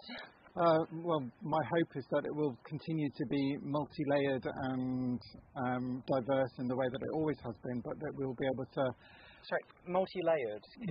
Yeah, so in terms of, our research feeding into our education, our multiple communities of international students and staff, our connections with current students, future students, alumni, and of course increasingly connections with employers, so that we're understanding how employers are going to be using our educational provision and how we inform our educational provision through that. All of that is a really rich and important network of activity that we need to continue, and we've got new tools, as I said, that will help us move that ahead and keep connected in different ways, which we've acquired since the pandemic. And we need to continue bringing all those resources together. I think there's things we need to keep from before and things we need to bring in that we used when we couldn't meet together, and it's that blend which will take us through, I think, in a meaningful way. Fantastic. So we were going to go to another bit of VT now, but I would just like to ask you, Anthony, why should people be giving money to the Parkinson Centre for Integrated Therapy? Well, I think it's obvious from what you've been sharing this week that Parkinson's disease is a disease which impacts communities locally, nationally and internationally. So for me, what better cause than to give to that, where we can see that giving in this context supports people all over the world, and the way in which families cope with this very challenging disease, and the impact that has. So I think that it's something we can all believe in and see worth in supporting. Fantastic. Thank you very much indeed. That's great. So we're going to go to a bit of VT now, and we'll be back with another great item after that. Thank you very much, Anthony. Thank you. Having a tremor and sort of like a slightly shuffling walk, stiff muscles, are frustrating, but the anxiety and depression was certainly the worst thing. I mean, at my lowest ebb, I was literally suicidal. I started painting pictures, and I did it initially, it was just for me, and it was something that I could do, and I found was quite therapeutic because you'd get so engrossed in it. And I also found this that particularly it helped to still my tremor when I was concentrating deeply. When I found out about the centre and this was happening, just up the road from where we're living now, I mean, I was really excited about it. I mean, the possibility of accessing therapies which weren't necessarily available to me.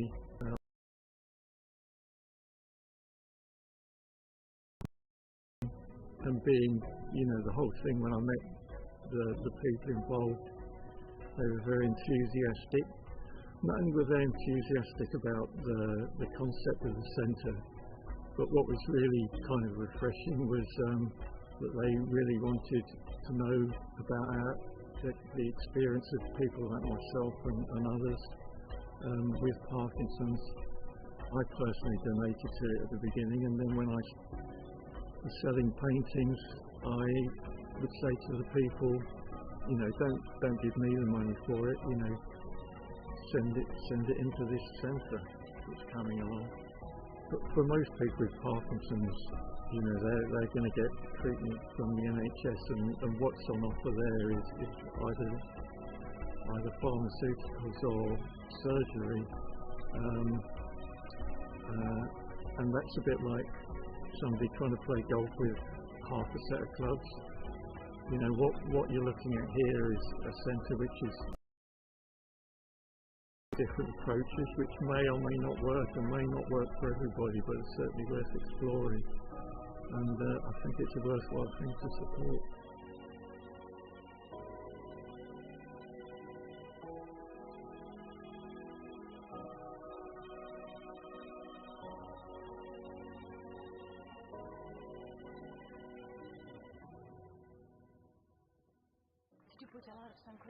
Okay, so we are back.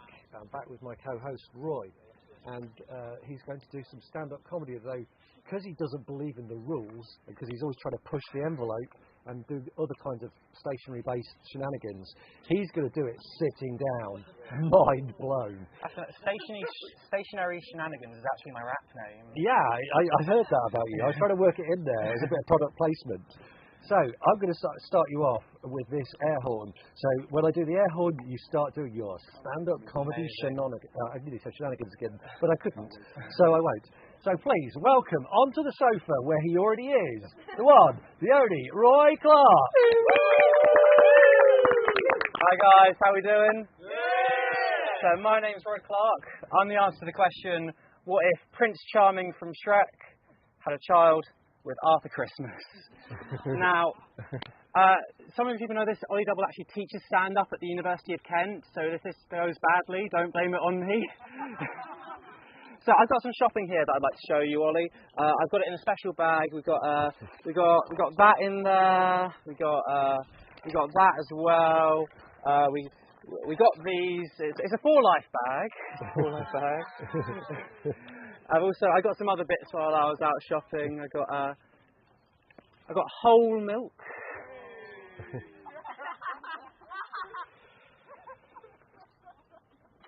I also got, you can't see any of this, I've got skimmed milk. Oh! I got semi-skimmed milk. This milk is still alive. I've got urine. Are you taking the piss? Oh. Sorry, I said a I bad was word. told I'm not allowed to swear or say anything controversial. It's an old English expression. I've also got semi-detached milk. Oh! I love it when a stand-up comedy act gets people going, oh, instead of laughing. This milk, you can hear that milk, making love. You know, Ollie, I didn't have paint. I went out and bought paint. For this to exist, I used probably at least 100 millilitres of the world's. Because of this, humanity can now create less art. I was going to show you a werewolf, but I actually can't find them right now. I was going to show you a wenwolf, but I think they're running late. Who wolf? Identity crisis. Why wolf? Existential crisis. What wolf? Electroshock therapy.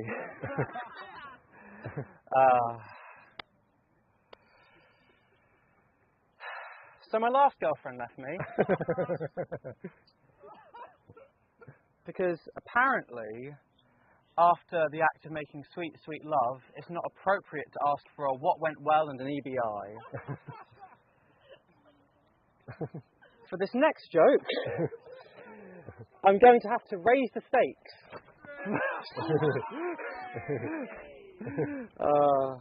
This is a fun one. Ribs. Spare rib. Here we've got long life milk. That's what the Queen drinks. Oh, it's flying away. How long have I got left, guys? I've got 2 minutes. Okay, perfect. We've got 2% milk. Yeah. 98% urine. Oh God.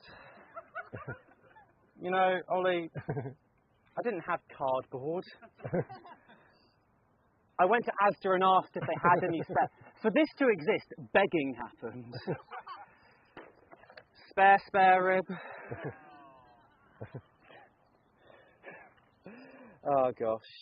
Now, Ollie, can I ask you, have you seen the hit film Real Steel, starring Hugh Jackman? I have actually, yeah. You've seen Real Steel? Yeah. Okay, so With if the any of you- fighting robots. Fighting robots, exactly. If any of you haven't seen it, to give you a flavour of this film, Hugh Jackman canonically sells his son for $50,000, which he immediately spends on a boxing robot.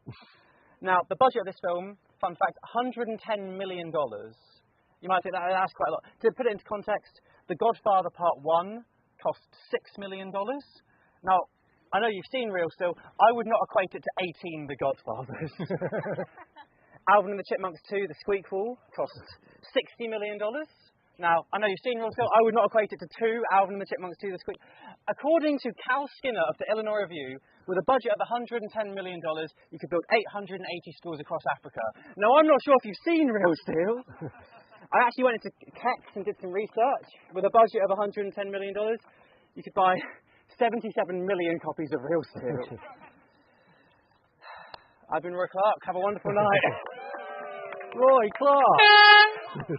That was amazing. What I particularly enjoyed was the little piece of paper with the word life in block capitals that blown all around the campus.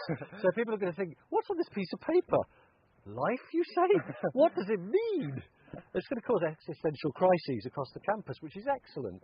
But something that isn't going to cause that is what we're doing today, which is raising money for Parkinson's Centre for Integrated Therapy. And please, give us your money.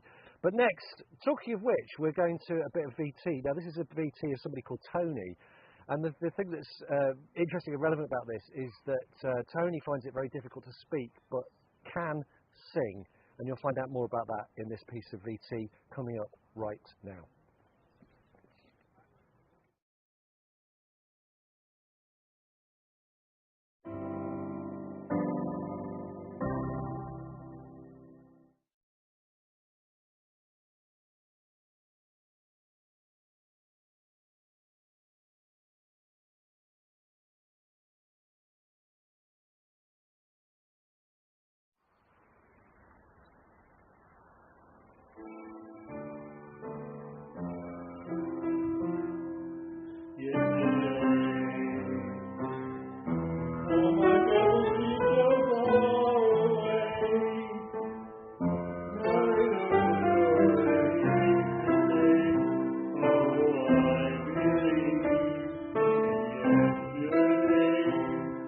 I've lived with Parkinson's for 30 years in its various forms.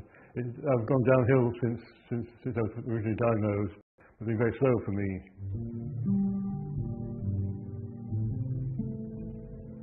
So Parkinson's is a cruel disease because you never know what's going to come next. Remembering the good times is important. And so if you go back to before you were diagnosed and remember those times, and Parkinson's singing brings that songs from the past which you remember. I'm Junko, I'm Tony's wife, and I'm Japanese born. Music is a wonderful thing, and it's such a music is an instrument for people's communication and well-being. We moved to Canterbury 10 years ago, and Scarlets was just being formed at that time by Grenville, Hancock, and Roger Clayton. So we joined straight away.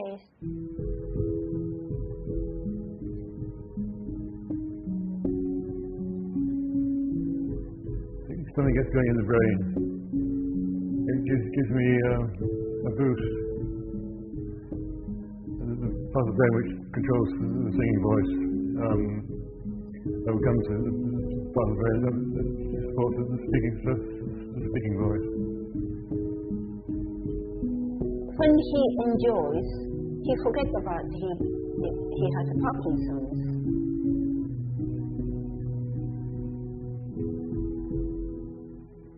If you are alone, whether you are young or old, rich or poor, if you don't have trusted partner there to love you, I think you are half the person almost.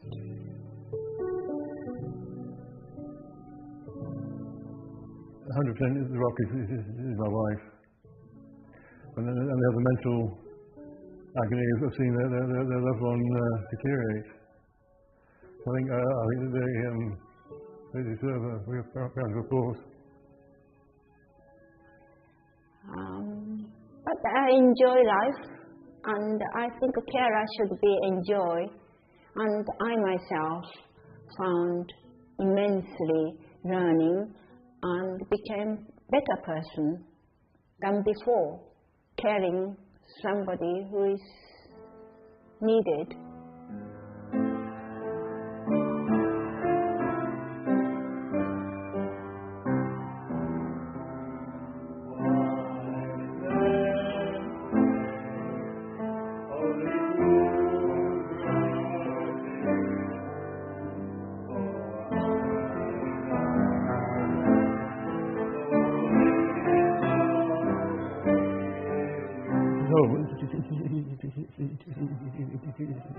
It's a horrible disease, but it's one which we can master, keep at bay.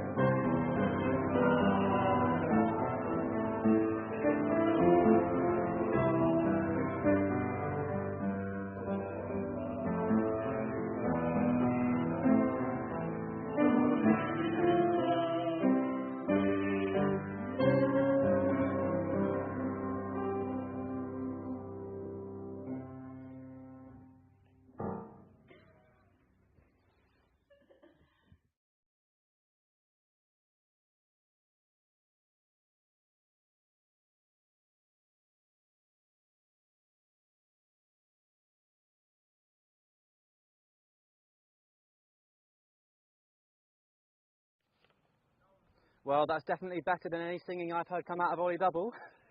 Yes, very, very cheeky.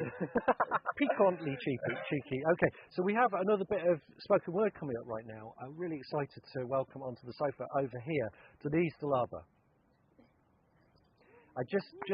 Yeah, exactly. Applaud, for goodness sake. Have some common decency. Welcome, Denise. Just before you start, I need to just give a little trigger warning here. There is a subtle reference to suicide in the poem, so if that's something that you will struggle with, then you may want to just leave us for the next couple of minutes. But if you don't, come and stay and listen to an amazing bit of spoken word poetry. So, whenever you're ready, do you want to say anything about it before you start? It's up to you. Yeah, so this poem is just speaking about what it feels like to live with a mental illness. Like, in the community I'm from, it's not really spoken about, so like I aim to like help destigmatize it and have more open conversations about it, and I like to do that through poetry. So fantastic. Okay, so let's hear the poem. Okay. So the poem's called I'm Fine, Save Me. I feel fine, but I'm not. It's like when you have a fever, you feel cold, but your body is hot all over. Even your mind is confused, senses reduced. Sometimes I care too much. Other times my mind is so paralyzingly numb, I don't care enough. Sometimes I want to be alone. Other times leaving me alone is my worst nightmare. It leaves me feeling lonely, vulnerable to the monsters. Yet at the same time, the thought of socializing can be so overwhelming, it drains me. So much effort in putting on a mask while unmasking other people's masks. I know it may come as a surprise to many. As a kid, my report cards were always filled with, "She's such a happy kid, always smiling." As a teen, I was told I have a bubbly personality. And now as an adult, I'm told how cute I am because of my smile and the fact that I laugh at everything. I use I'm tired as an excuse for my low mood. And fine means save me. I hide my tears behind a facade of a smile, cancelling plans last minute because my anxiety kicks in, overreading, overthinking. Are they upset with me? Overthinking that people may say or act like they like me but mean they hate me, just as I express myself using ambigrams. I'm fine instead of save me. Dreading the day before it barely starts. No matter how much sleep I get, I always wake up just as exhausted as I was before I fell asleep. sleep that once used to be my escape becomes occupied with the nightmares I tried to run away from when I was awake. I spend my days existing, not living. It sneaks up on you, every thought a bullet to your own head. I catch glimpses of the shadow of my once happy, bubbly life. Remnants. A constant battle with myself. Should I fight it or run away? To win means I live every day fighting, like a semicolon. To lose means, well, a definitive end, like a full stop. Sitting on the beach and instead of enjoying the sun, the sand, imagine what would happen if I drowned. Going on a date at the fun fair, thinking of all the ways the rides could break down while I'm upside down and fall flat on my face, neck broken. How do you describe the feeling of a lovely day out in the sun, then watching the beautiful sunset, the shimmering, glistening stars and the moon smiling down? All that beauty, overshadowed by the things that come out only at dark. Those thoughts, scared of the boogeyman. Except I can't escape the boogeyman. Because like a shadow he lurks in every corner, every crevice, everywhere I go he follows. So when you ask me if I'm okay, really I'm not. There are so many things I want to say, cry out, scream out, yell out, but instead I weakly say, I'm fine. Such a short and sweet sentence that carries so much weight. So instead of asking you to save me, I bury my cries when I'm fine. Having depression and anxiety is like I exist in both the burning hot parts of hell and the freezing cold depths of hell, but never quite finding that middle ground, like having a constant fever. I'm a double agent, a puppet to my own mind, but worry not, I'm fine. Thank you.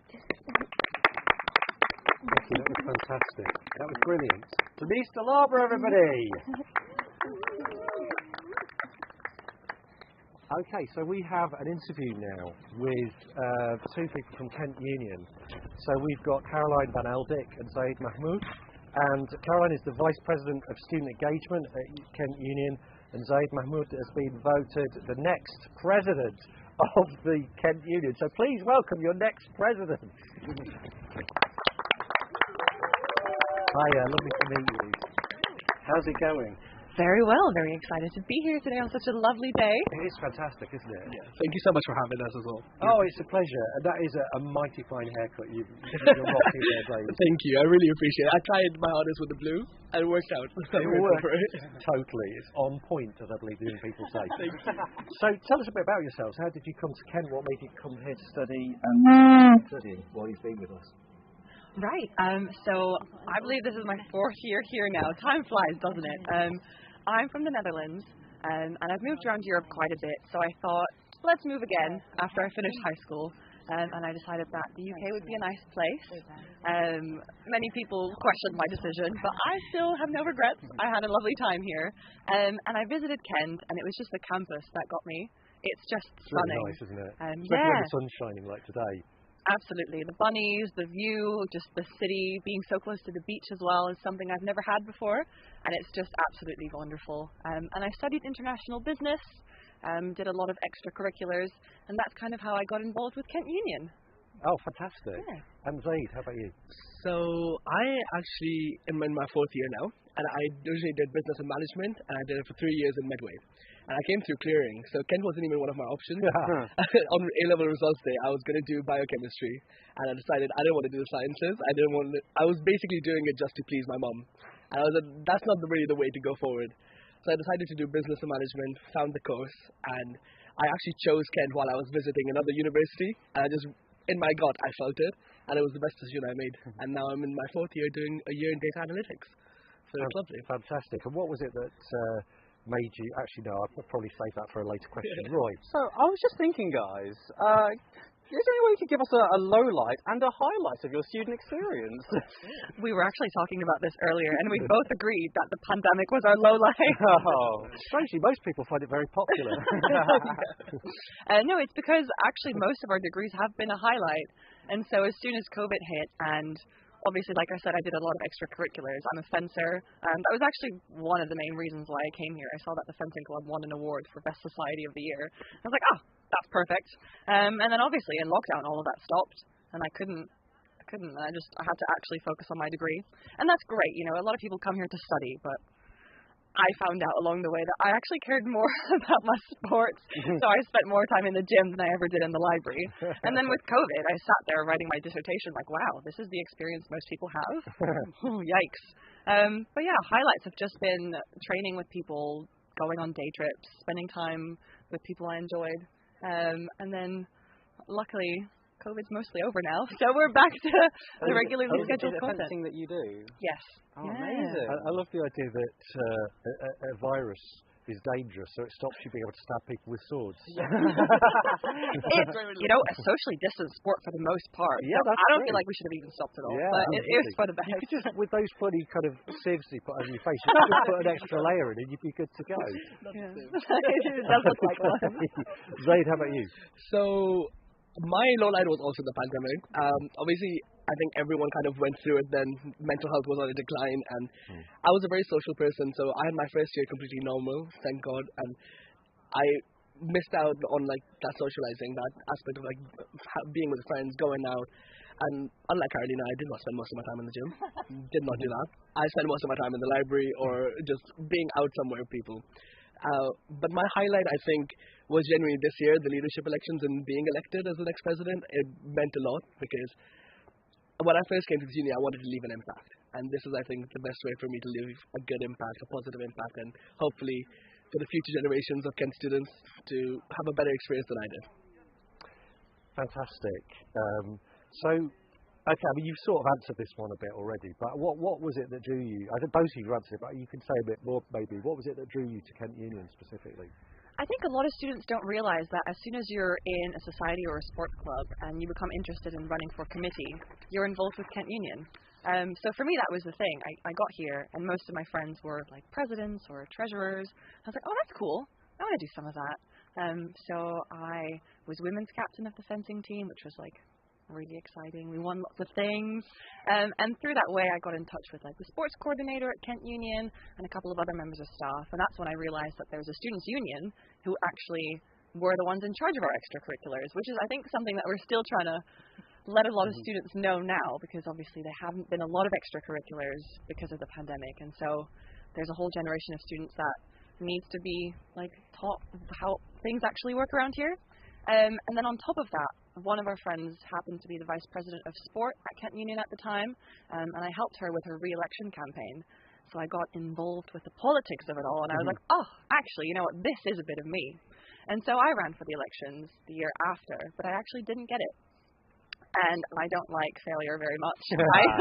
I'm quite used to doing things right the first time and then going from there. I was like, yikes. Well, I can't leave on this note. So then I ran again the year after, and that's when I did get it. And I now ran a third time, and I've been re-elected for next year. Fantastic. So that's kind of my long story short with Kent Union. Amazing. How about you, Sam? So I actually didn't even know Kent Union existed. I shouldn't say this until probably my third year. And I was in Medway, so we were quite a disengaged, disconnected campus. I was actually the president of the Medway Business Society from second year. And from that, I really got involved in supporting the students there, and then I realized, okay, Kent Union are the people that actually support the University of Kent students, and I kind of got involved with that and really tried to figure out how I can make an impact. And in my third year, I decided to run for the elections as well, which was last year, and I lost, but I was a Medway student. I didn't really know what I was talking about. It was more of just, I want change, I want this, and it wasn't really a plan of action. So this year, when I've now moved to Canterbury, and I've understood it a lot better. I've gotten involved in the networks, so really making an impact on the political side of things. And now I'm able to say that I know what Kent Union does and how it runs, and I'm trying to do the same for every student. They know what Kent Union is there for. And yeah, that's kind of my story. Fantastic. Roy, I think off the top of your head, if you had to just think out of nowhere. Well, Caroline, I was just wondering, obviously the past couple of years have been difficult for everyone because of the pandemic. What are the ways you see actually, no, I was wondering something different. I was wondering, what was your vision for students at the university? What would you like to achieve in your tenure? That's a big question. I think obviously I've done it for a year now. So you've already started achieving Right. your vision. Yeah, I mean, I'm on the right path. I'd like to think so anyway. Really re-elected if you would. The students like me, so I've got something going. Just continuing to provide them with opportunities aside from their studies, to make sure that by the time they leave Kent, they feel confident, because I feel like a lot of the confidence has been lost over the past 2 years now.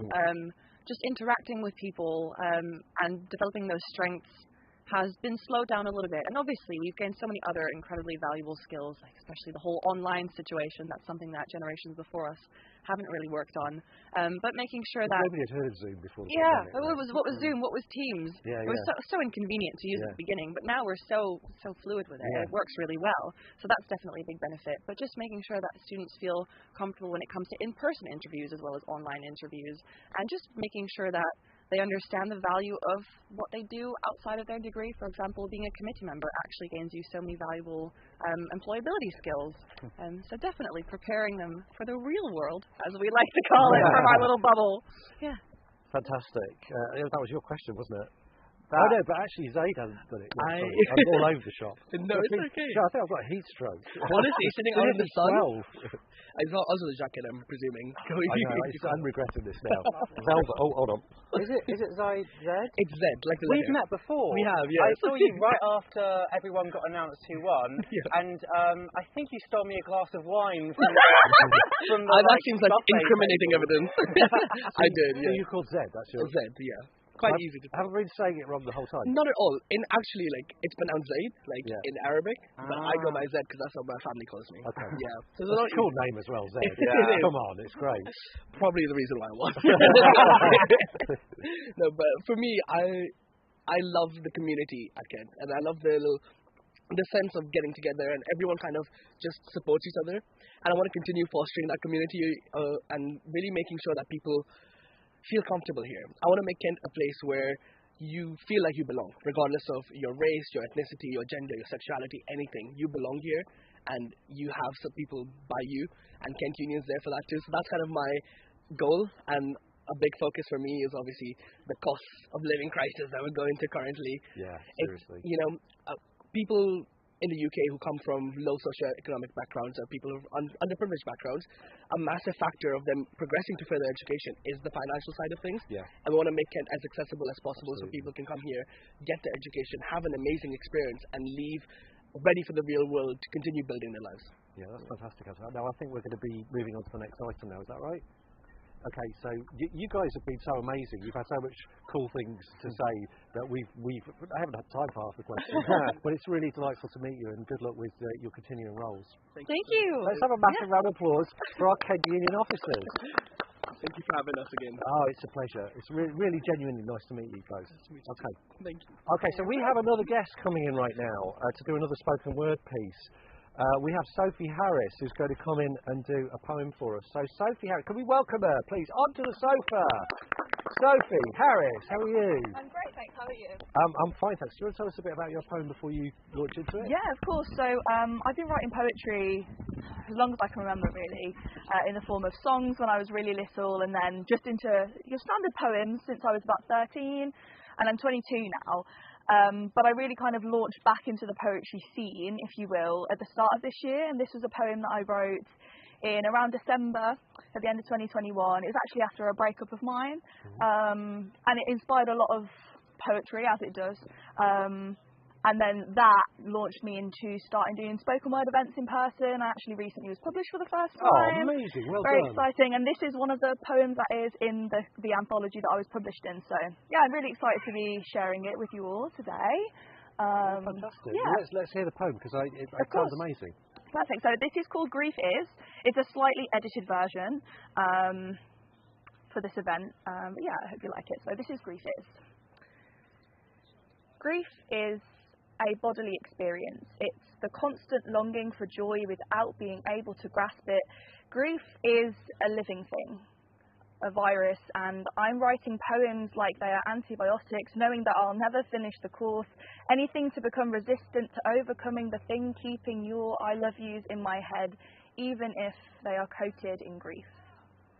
Grief is 3 years of memories making every day feel like an anniversary. Grief is when waking feels like dying. It's when the unrelenting ache in your stomach is your body's way of reminding you that food tastes the same even without you there to eat it with. Or it's my body's way of signalling to the flickering fire of anxiety that my brain unleashes through me daily, and the fact that you won't be there to fan the flames. Grief is torment interlaced with suffering and anguish.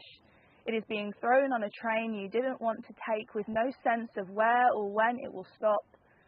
Grief is being kind and compassionate and loving and smart and hardworking and loving hard, like so hard, and still not being enough of a reason to stay. Grief is at the epicenter of love, except unlike an earthquake, this love does not make waves and obliterate outward, but seismically collapses in on itself, because grief, simply put, is love with nowhere else to go. Thank you. Thank you very much. Fantastic. That Thank was you. really, really great. Thank and you, I love thank the you. kind of rhythmic quality of that, and the fact there's almost like a bit of dancing with your hand going on. Yeah, thank you. Really yeah, good. I try and do that kind of rhythmic thing with some of my spoken word pieces. Just give it a bit of flavour, you know, something a little bit different. Absolutely. Thank you very much. Fantastic. Well, thank you very much. Let's hear it, please, for Sophie. Thank you so much. Thank you. Yeah. We're going to have a bit of a shift in mood now. I think so, Because yeah. that was a poem about grief. Yes. And next, we've got a bit of VT that is going to be good for young children. Brilliant. Well, Did you grow up with CBeebies? I did grow up with CBeebies, and I watched one of the things our next guest, our next VT was in a show called Swashbuckle, which is like a pirate sort of game showy sort You're a of big thing. fan of pirates. I love pirates, man. I have like pirate poetry written down. I've got pirate costume for Halloween. It's just something about it really appeals to me. And it's Gemma Hunt is the person doing the VT. I think she was Gem in that. Yes, she was. And apparently it used to be in Bamzuki, which my own children liked when they were children. So that was the fighting virtual monster things. So I guess our live stream will really appeal to grieving children. So here's the thing: if you've got children at home, call them through. They're going to love this. It's a scavenger hunt. They can join in. They've got a genuine CBeebi star. I love CBeebies. I think it's a fantastic thing. And I was once on CBBC myself. Oh really? Yeah. That program called Little Howard's Big Question. You were on Little I was Howard's on Big Question. Little Howard's Big Question. Yes. Oh my. Yeah. Indeed. Amazing. So We'll talk after. Yeah, we will. Well, I'll catch up on the episode. I've still got it on a DVD, so there we go. Without further ado, we're going to go to that bit of VT now. So this is a bit of VT of Gemma Hunt with a pirate story and a scavenger hunt. Ahoy there, my hearties. It's Jem here. It's so good to see you here as part of Kent Giving Week. And I would really encourage you to give if you haven't done so already. Dig deep into your pockets, dig around the backs of the sofa, see whatever else you can find down there that you can donate. We'd be so grateful for anything that you're able to give today. Now, I would love to be able to give something to you. Do you like stories? You do? Brilliant. Well, I would like to share with you one of my favourite stories, and it's a pirate story, of course, and it's called Captain Yellowbelly, the tale of a terrible pirate. Are you sitting comfortably? Then I shall begin. Captain Yellowbelly was a terrible pirate. Not terrible like Redbeard, the meanest, scariest pirate of all the 7 seas. No, Yellowbelly was just terrible at being a pirate. So much so that all the other pirates laughed at him. And they stole his treasure. I know how he feels. Early one morning, following a heavy storm, Yellowbelly was busy mopping his deck when a seagull squawk, squawk overhead, and then smack! Ew, a great big seagull poo landed in his eye. Ew!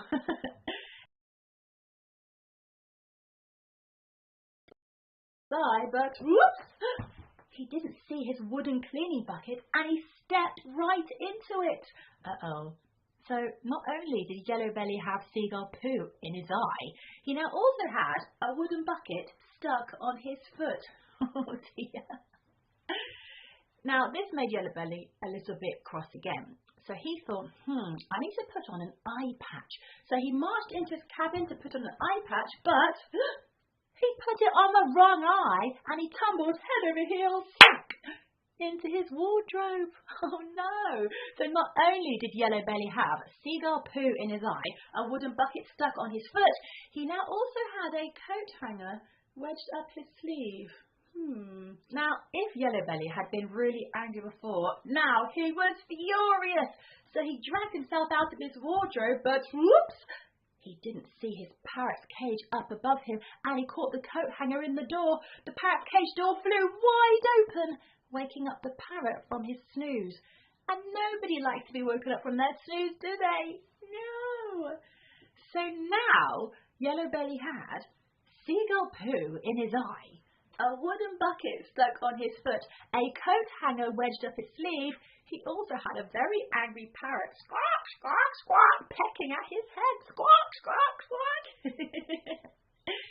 Now, in all the chaos, Yellow Belly hadn't noticed that Redbeard, the meanest, scariest pirate on all the 7 seas, had climbed aboard his ship. Redbeard had come to steal all of Yellow Belly's treasure, and he was expected to be met by the usual scaredy cat Yellow Belly. But instead, coming, staggering towards him, was a terrible pirate, who had a crooked eye patch, a thick wooden stump for a leg, a hook for a hand, and a crazy parrot perched on his shoulder, and he said, "Aha!" Can you say that too? Aha! Well done, my hearties. And then Redbeard did something he had never done before.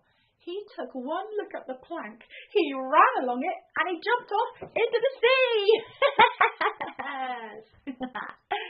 So from that day on, Captain Yellow Belly was known as the Terrible Pirate. And do you know what? Nobody ever troubled him or his treasure again.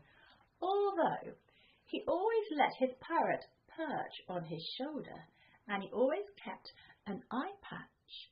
He kept a bucket. He kept a coat hanger handy just in case.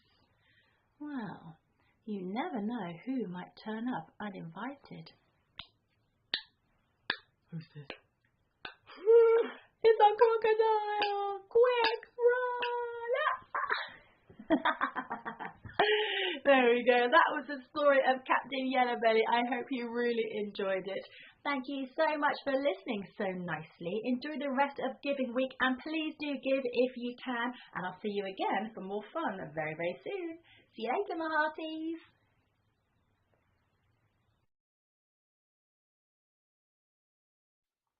Ahoy there, my hearties, it's Jem here. I am so excited to be hanging out with you today, so I thought we could play a really fun game in your house with me from my house. Should we do that? Brilliant. Okay, we're going to go on a pirate scavenger hunt. There are 10 things that I think you might have in your house. So when I tell you what it is, you have to go and get it as quick as you can and then bring it back here, okay? We're going to see if we can get all 10 items back here. Are you ready to play? I said, are you ready to play? All right then, my hearties, here we go. So here is the first item you need to find. It is a ball. So can you go and see if you can find a ball somewhere in your house? Have a look around. Is it out in the garden? Be quick as it is. How you doing? Found the ball yet? Oh, we're going to run out of time. We need to find all 10. Okay, we're doing okay. I'm going to give you 10 seconds to come back with it, okay? 10, 9, 8, 7, 6, 5, 4, 3, 2, one. Brilliant, well done. Okay, here is the next item you need to find. It is any piece of fruit. So what piece of fruit can you find for me? We've got a nice banana here, very good for energy. So see if you can go and find me a piece of fruit and bring it back as quick as you can.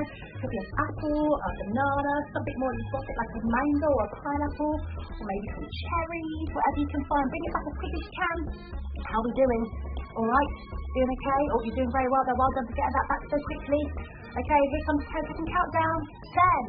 10, 9, 8, 7, 6, 5, 4, 3, 2, 1. Okay, the next item to find me is a cuddly toy. Go find a cuddly toy. It can be anything. Your favourite bunny from your bed. It could be a big teddy bear. It could be a big fish or a dinosaur. Whatever you can find, bring it back as quick as you can. All right. How we doing? Oh, come on, go find a teddy bear. All right, how we doing there? Okay, we're looking good. Okay, 10-second countdown. 10, 9, 8, 7, 6, 5, 4, 3, 2, 1. Well done. Okay, the next thing we need to find is probably from your kitchen. It's a fork. How do we find a fork? Can you go and grab me a fork? Now be very careful coming back with this one. And if you don't run with this one, just walk. It's a bit spiky. Got your fork there at the ready. Okay, how are we doing there? 10-second countdown. Here we go. 10, 9, 8, 7, 6, 5, 4, 3, 2, 1. Brilliant. Okay, now the next thing we need to find, it might be yours or your grown-ups, we need some sunglasses. We definitely need it on this lovely sunny day today, don't we? Can we find the sunglasses? Get them and bring back as quick as you can. Wow, that was quick. Well done, you. How are we doing now? Look after the sunglasses. All right, here comes the 10-second countdown. 10, 9, 8, 7, 6, 5, 4, 3, 2, 1. Okay, brilliant. Now the next thing we need to find is a left shoe or sandal, whatever you can find. But just the left one though, okay? Just want the one that's on the left, alright? So how are we doing there? Oh, that's a good idea. Just take your shoe off. That's it. Brilliant. Well done, you. Okay, doing alright there? Okay, here comes 10-second countdown. 10, 9, 8, 7, 6, 5, 4, 3, 2, 1. Very good. Now, the next thing you can find is a wooden spoon. Can you find me a wooden spoon? Maybe nip back to the kitchen. After grown ups, you can't find it. Come on, grown ups. I know you're very competitive as well, you know. How are we doing there? All right. Okay, 10-second countdown. Here we go. 10, 9, 8, 7, 6, 5, 4, 3, 2, 1. Have you got it? Yes, brilliant. Okay. Now, see if you can find this. It's a bit tricky. It's any musical instrument. So anything you can find that's a musical instrument. Maybe you've got a tambourine or a drum kit or a guitar or a maraca, whatever you can find, or just something that just makes a noise for the instrument. That'll be fine. How are we doing? Okay. Here we go. 10, 9, 8, 7, 6, 5, 4, 3, 2, 1. Ooh, that was getting close. Okay, 2 more items to find. Now, you're going to have to really leg it for the next 2 items, okay? You can see you can get them in the same room. I need to find a bath toy and a toilet roll. Can you get 2 things? These are the last 2. Go, go, go, go, go. A bath toy and a toilet roll. Now, hopefully we've all got plenty of toilet rolls now. So you should be able to find one and a bath toy as well. Come on. As quick as you can, we're running out of time. How are we doing? All right. Oh. Everybody's running up to the bathroom as quick as they can, trying to get all bits and pieces. There we go. Some of you coming back already. Well done. Okay, right. Last 10 seconds. Here we go. 10, 9, 8, 7, 6, 5, 4, 3, 2, 1. Time is up. Well done, everybody. How did you do? Now look at all these lovely items you have in front of you. I've got all of mine here. So how many things did you manage to find? Put your hands in the air, everyone. Put your hands in the air. Okay. If you managed to find 2, put your hand down. If you managed to find 3, put your hand down. 4, put your hand down. 5, put your hand down. Oh, looking good. So lots of hands up. 6, put your hand down. 7, put your hands down. 8, put your hands down. 9, put your hands down. And you got all 10 if you still have your hands up. Brilliant. Well done, everybody. That was so much fun. Thank you so much for letting me hang out with you today. Enjoy the rest of your day, and I'll see you again very soon. Bye-bye.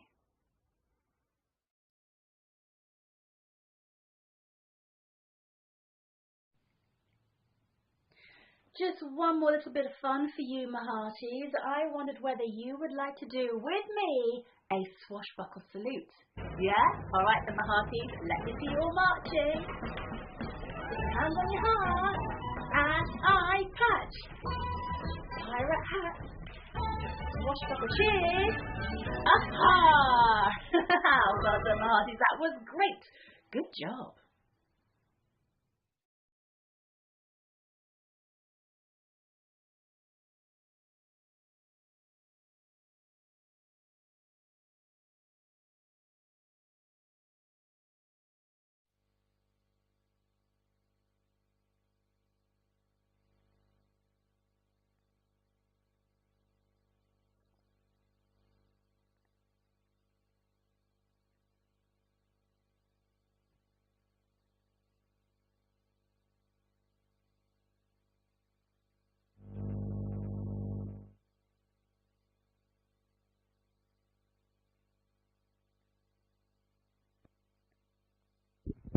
One, two.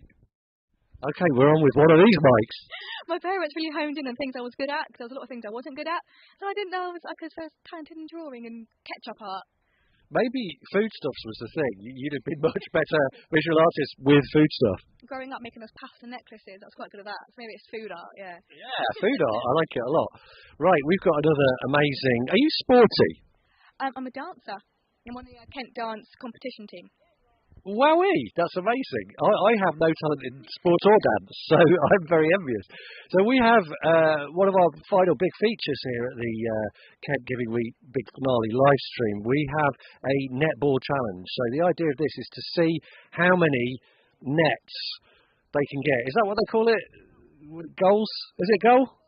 Goals. How many... What was it? Goals. It was goals, wasn't it? It was goals. So we can see how many goals they can get. This is going to impress me because I've got very poor physical coordination. Yeah. Okay, so it's going to go right near your mouth when you're talking to this. That's a little tip for you. If you've got a mic, it depends on the type of mic, but with one like this, very close. Thank you. Yeah. You got that message. Fantastic. So, do we have our netballers ready? No. Yes. Yes, we've got one. See, our netballer, singular. Hello. Who are you then? Oh, okay. I'm Emma, and I work here within international programs. Oh, hold it. Do I need to speak like this? Oh, I'm really nervous, can't you? I don't normally do this sort of thing. Oh, you'll be absolutely fine. I mean, the thing that would be nervous for me is not speaking to a mic, but shooting a goal. I'm learning, you see. I've got that before.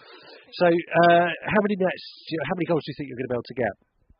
Oh, I don't know. I'm not actually a goal shooter. I'm a defender. So I normally try and stop the goals going in. So it should be quite interesting to see how many I'm going to get in for a minute. And hopefully some of my other team who will be coming will be joining us. But apparently we're all defenders and all non-shooters. So it would be an interesting challenge for us all. Also, is it more challenging because you haven't got one of those funny tops with letters on? Yes, so we've got seven players in a netball if people don't know who they are. So we have 2 people allowed to shoot, goal shooter and goal attack. Both aren't going to be joining us today. I'm a goal defender, and then we also have a goalkeeper and a centre joining us hopefully a bit later. What's the difference between goal attack and goal shooter? All about the distance of where you can go on the court. So a goal shooter can only go on 1/3 of the court, where a goal attack can go in 2/3 of the court. And the course is divided into threes, obviously. That's fantastic. That's right. Yeah, I knew nothing about netball before today, apart from the fact it had big letters on their tops. So let's see how you get on. So are we ready to start the challenge? Is that all good to go? I'm looking behind the camera here. I think, well, do you know what? I'm going to take it that we are.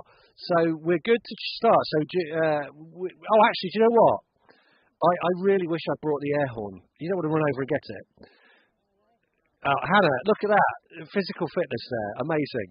And here we go. So actually you can be the air horn operator.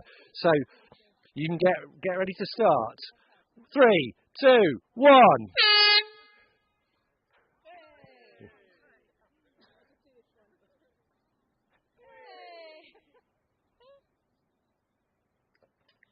Oh. Hey! Oh. It's all a bit panto, isn't it?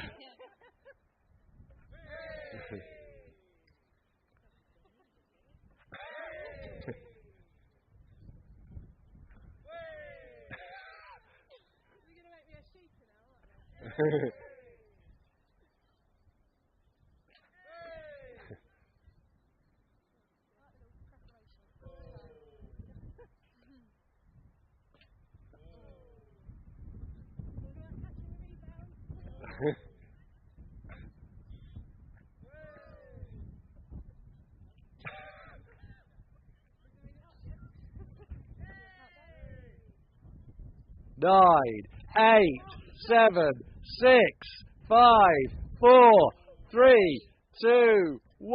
Oh, that was so good. Well done for getting that one in at the end. Thank you very much. So were you pleased or disappointed? No, I was good. Got quite a few in, considering not a shooter. So there we go. But yeah, so as I said, we're a staff netball team, so we've been going since 2017.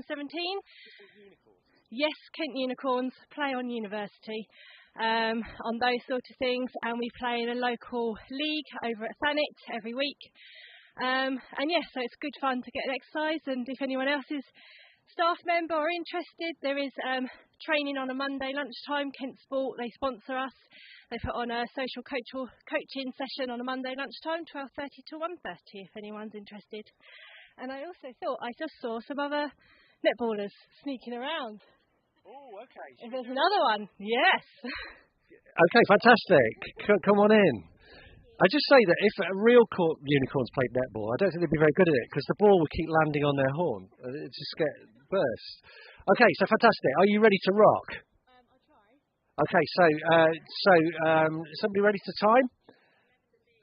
11 to beat. So let's get ready. On 3, 2, 1.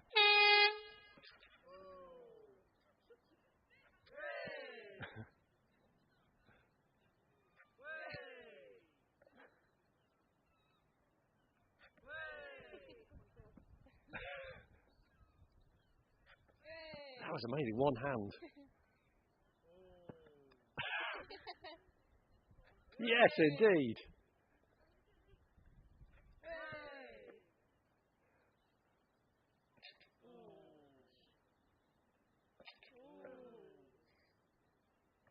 Yay!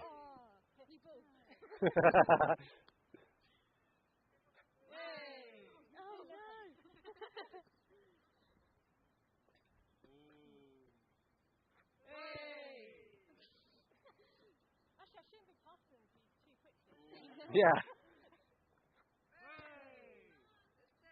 4, 3, 2, 1. 11. That's amazing. Well done. Fantastic.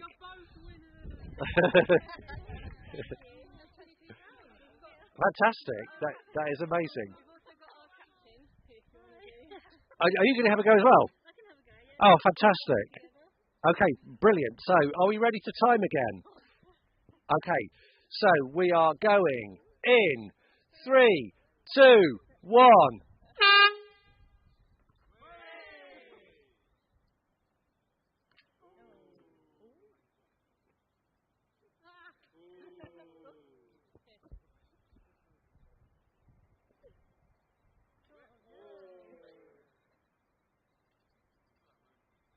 Yeah, that was really exciting.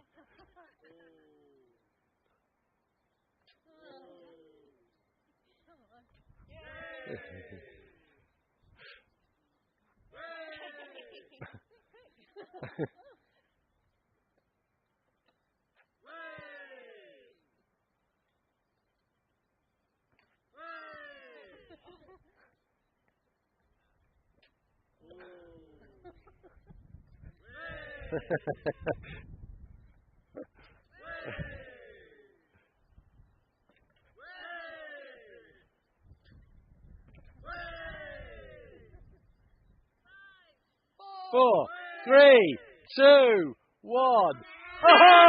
Oh! That was fantastic. Well done. All right, you two take off your medals. You've got a real winner. How many was that? 12! My goodness me. Fantastic. Let's have another round of applause, please, for our amazing netball stars. Okay, so we're going to... Sorry, poem. Yeah. So we have another spoken word poetry artist now. Hi It's amazing. I'm very excited to hear it. Yeah, me too. Okay, so please welcome onto the bit of grass, Chevy Best. Chevroy Best. I can't believe I got your name wrong. Sorry. Chevroy, how are you? I'm okay, how are you? I'm all the better for seeing you, mate. So you've got a poem for us? I do, yeah. Do you want to tell us a little bit about it before you go into it? Yeah, sure. It was the first poem I wrote after years of taking a break from like actually spoken word and writing, because I didn't really feel like I had the talent for it, and like it seemed more like feminine and discouraged for a man to like write about his emotions and stuff like that. Yeah. But then once I like decided to go to uni, once I started going to uni, I was like, I have like all these feelings that I want to get out onto paper, and it's the first poem that I wrote, and it was the first poem that I actually performed ever. So. Yeah. Fantastic. Well, you've got a mic. Actually, I don't need to hold the suit. You've got a microphone there.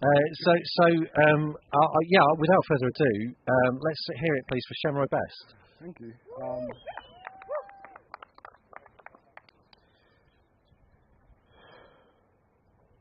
See, I don't really consider myself a love poet, but when asked about my next love, the only way to describe them would be warm. See, she'd haunt my dreams like a nightmare I don't want to wake up out of. Her skin would feel like velvet and her voice would remind me of 90s R&B. She would have a look unmissable from across the room, and her laugh, well, her laugh would fill you with a joy you only felt as a child on Christmas morning. She'd be warm. Her touch enough to undo any stress and make even a sinner believe long enough to say, God damn, she'd be perfect. But not the kind you see in magazines. She should come in high-waisted jeans, and I swear everything would slow down like in movie scenes. She'd be war. But not the kind like you use in a blunt, but I swear I'd get high off of every encounter with her, every moment, every second. So I don't really consider myself a love poet.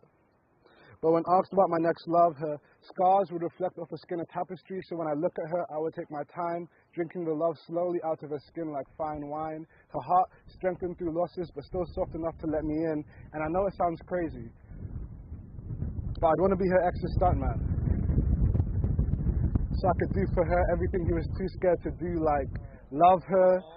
Or when was the last time she truly felt loved? And even on days where mirrors may not reflect familiar faces, I'd remind her how beautiful she is, how intoxicating her smell is, how I get drunk off her footsteps. I'd be good to her. Because something like that doesn't just appear for no reason. See, she'd come like a 5-foot promise, and I would fall irretrievably into the depths of her soul and into the richness of her eyes. And I know it makes no sense to love someone so much, but I'd hold her until her skin sings songs her lips don't even know the words to. And I realize it makes no sense to love someone so much. But love is irrational.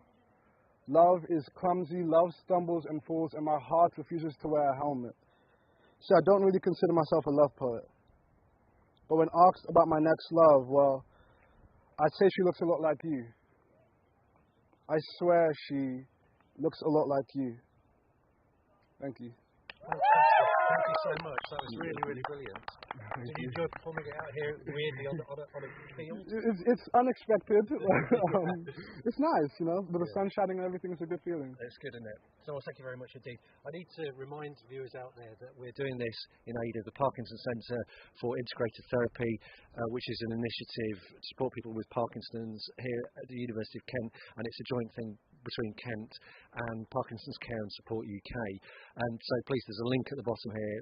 Give us your money, basically. That's the thing, isn't it? Yeah. It's actually 2 months to the day since Live Aid was. Oh, is it really? Yeah, my mum told me that. She texted me just to let me know. Oh, fantastic. That's really good.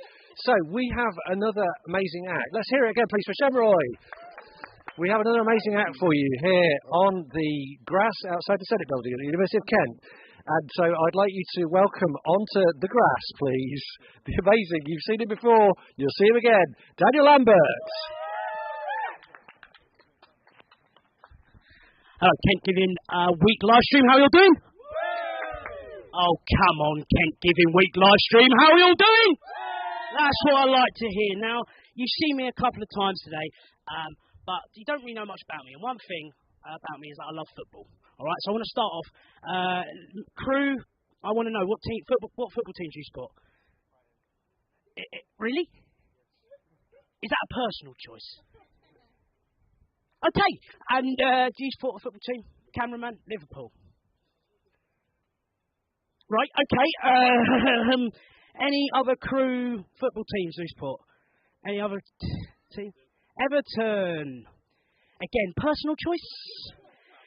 Family. Fair enough, fair enough. Well, I actually got a couple of football puns for you. Now, I'll put it to you, watchers of the live stream. Every time you laugh, you have to donate. All right? I will know. All right? And this is how we're going to reach the £25,000 from my football puns alone. So it was funny actually. Ollie asked me the other day if I knew many football jokes, and I said, well, I don't have that many in my arsenal. Thank you, guys. Ollie then asked me where my favourite place to play football was. I said Nottingham Forest. Now that's a thinker, not in a forest. Nottingham Forest. So I just sensed a huge increase of donations there from laughter. Brilliant. And then Ollie started telling me about his daughter who supports the South London football team. I asked Chelsea, went, no, her name's Megan. And then Ollie did start getting a bit annoyed at me. So he looked at me, didn't you, Ollie? You looked at me and he went, man, you... Again, that's a thinker, Kent giving week live stream. Man, you. Man United. Okay, brilliant. Again, I felt an increase of donations just then. Brilliant. What else can I tell you about myself? What else can I tell you? Oh, I'm colourblind. So, yeah, that means my life's a little bit more interesting than most people's because I can boast about how I have a mild disability. It's great. But the thing is, it affects me in a really, really unusual way. It affects the way that I hear and sing along to well-known colour-related songs. Take the Beatles, for example. We all live in an orange submarine, orange submarine, orange submarine, everyone. We all live in an orange submarine, orange submarine, orange submarine. Again, donations through the roof there, through the roof. That great joke. But it's not just the Beatles. It's Prince as well. I only want to see you laughing in the blue rain. Again, donations again. Donations again. It's not just Prince, it's UB40 as well. Green, green wine. So I actually want to do this for a career. Thanks, Matt. I'll take that. Matt in the back there. Give it up for Matt, everyone. He's been doing amazing today. Running around and doing everything. Give it up for the whole crew here, guys. I think you should give it up by donating, right? Brilliant. Any way to get money, eh? Any way to get money. But one band I'm never affected by in terms of my colour blindness is a Queen. Queen have no well-known colour-related songs, so I'm okay. But I do have a bit of advice for Brian May and Roger Taylor. I'll go Rog, because I would be on nickname basis with Brian May and Roger Taylor. I said, Rog, this Adam Lambert, let him go. To which I can only assume, Kent giving week live stream, they would say, we will not let him go. To which I would then have to say, come on, let him go. To which I only assume they would say,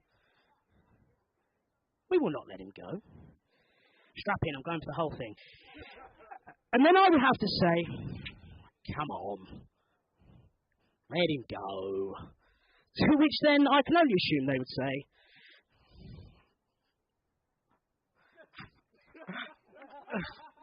we will not let him go. To which I would then have to say, again, donations, everyone. Oh, come on. Let him go. To which I can assume they would say, no. To which I would then say, oh, Mamma Mia. Mamma Mia. Mamma Mia, let him go. How long left have I got? How long left? I usually end it there. How long left have I got? 5 minutes! Oh, brilliant, Kent giving live stream. Yeah, I'll tell you what. I think that stand-up set alone has got this enough donations to hit the amount. So I've been Daniel. You lot have been amazing. The crew here have been amazing. All the co-hosts have been amazing. So give it up for all of them. Donate the bar. Thank you very much. So, what's been your favourite bit? What's been your favourite bit of the event so far? My favourite bit of the event, winning Kent Master. 100%. My hands are still very sticky and I smell like ketchup though. So. What I particularly enjoy about that is for people who've only just started watching, there's no context for that information whatsoever. When they were setting up the netball, they were going to do it over there, but apparently there's a lingering smell and residue of pesto, so they couldn't. Again, no context for that. So just to remind you that we're doing this in aid of the Parkinson's Centre for Integrated Therapy, and it's to help people with Parkinson's, with managing and improving their condition and their quality of life through, for example, massage, physical exercise, singing, and so on. It's a super important initiative, and we've been raising money for it all week. This is the first Kent Giving Week. And at the end of this live finale, we're going to be announcing the total amount of money raised. Meanwhile, how was your Easter? My Easter? What did I do over Easter? I was working a lot over Easter. So in my bio thing on the website, I tell everyone I'm a Disney princess. I do Disney princess parties in my spare time for Megstars, which is based in Canterbury. There's a shameless plug there. Please book me, I need the money. I was doing that over Easter. What about you? Well, I just love the fact that I've been asking people to donate money to charity and you've just been looking for work, essentially. I had a good time. Yeah, I had some time off. That's always good. It's really nice. I live in Whitstable. You ever been there? I do. I go there quite a lot, actually, yeah. It's a very nice place to visit. As is the University of Kent, by the way. I mean, you've had a really nice look at what the campus looks like. It is fantastic, isn't it? Honestly, it is. I've been getting up to things I didn't think I'd be able to stand-up comedy. So we've mentioned a lot that Ollie is our stand-up comedy lecturer. I'm taking his module next year. But I currently gig around Canterbury doing gigs. I'm the coordinator on the Stand-Up Comedy Society. Thanks very much. With the amazing treasurer Daniel, who you've seen a lot of today. If you're ever in the Canterbury area, please look out for us. We do a monthly comedy club at the Mooring. So please come on down. And also donate. Again with the plugs. Shameless, absolutely shameless. So we are reaching towards the final bit of the thing. You're our final co-host. Do you think you're the best? I'm the better Hannah. I think we have to say that. No, I think we've had some amazing co-hosts. It's been really lovely getting to work with my mates, essentially. So yeah. Well, I'd just like to say thank you to you and all the co-hosts because it's been fantastic working with students today, and it's so much easier to do this kind of thing if you've got somebody else to talk to. There's sometimes you're just talking and like your head goes, no, not going to give you any ideas right now. And so just about to turn to the other person and say, think, for example, what are you having for tea tonight? Frozen pizza. There we go. It's perfect. You see, it's great. That's great television right there. And so what we're doing is very shortly, I believe, we are going to go to a VT, which is going to be a roundup of what we've been doing on Kent Giving Week this week. So roll VT.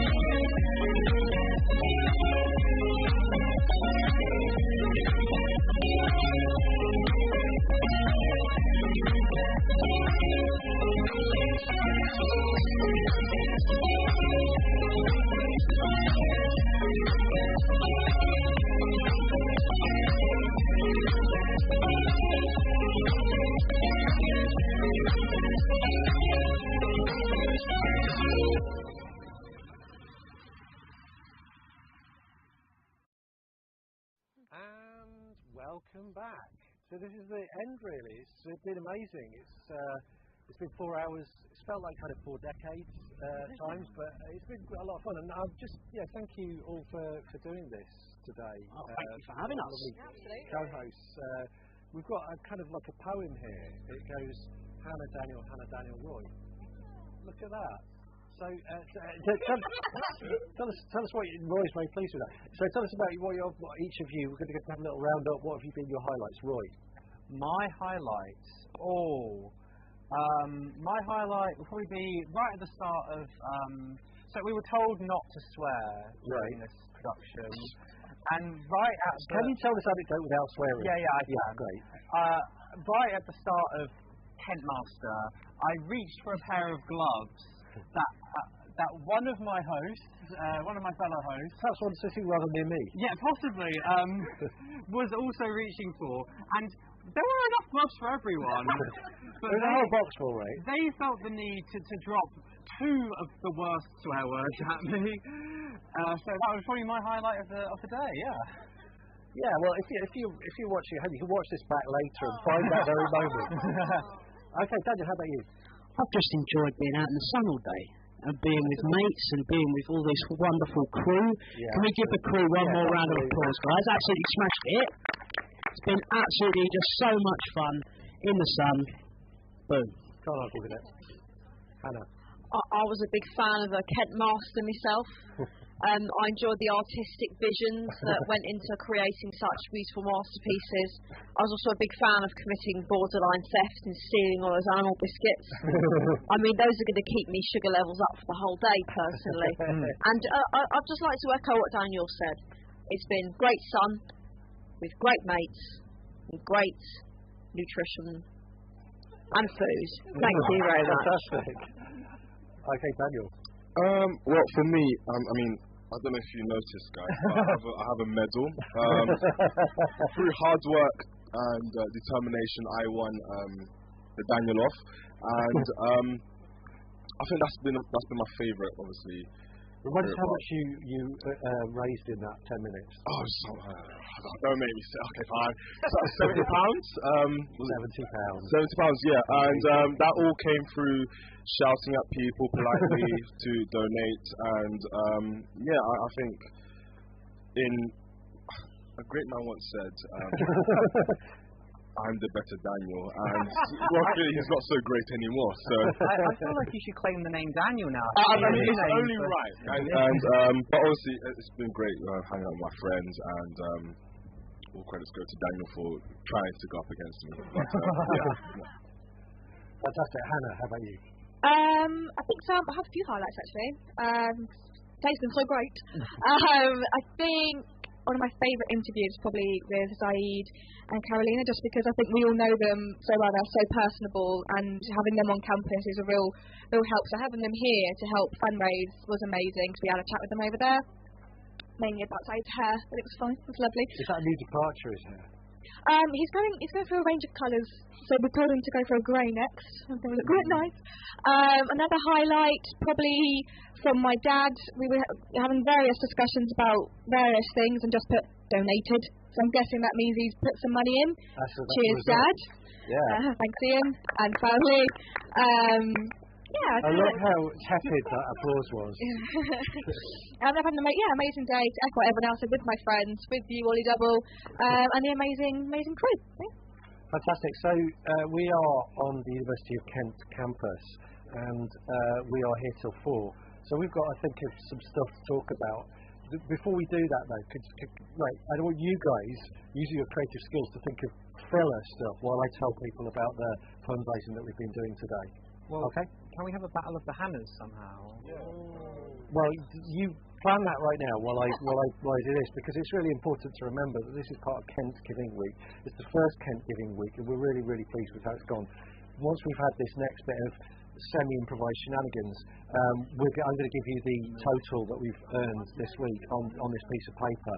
But I just want to remind you one more time that this is raising money for the Kent Parkinson's Centre for Integrated Therapy, and it's a really amazing thing, pioneering drug-free therapies for people with Parkinson's, and it's a joint initiative by the University of Kent and Parkinson's Care Support UK. And I want to remind you that if you're watching this live, okay, this is going to be relevant to you, but if you're watching this later on, when it's not going out live, if you're watching the archived version of the show, you can still donate. It's never too late. There's a link there that you can donate through, and I'd really like you to do that because we want to raise as much money as possible towards this amazing cause. Yeah, Parkinson's is a condition that Daniel was talking about, people that are in his family that are affected by it. It's obviously a horrible sort of long-term health condition, and developing new therapies that can help with that is such an amazing thing. I'm so proud of Kent for being part of that initiative. So I'm hoping that with all of that very, very necessary blurb, that you guys have got some kind of plan to fill the 5 minutes that we have to go till I read out the figure on this piece of paper. So the two Hannahs are going to have a joke off.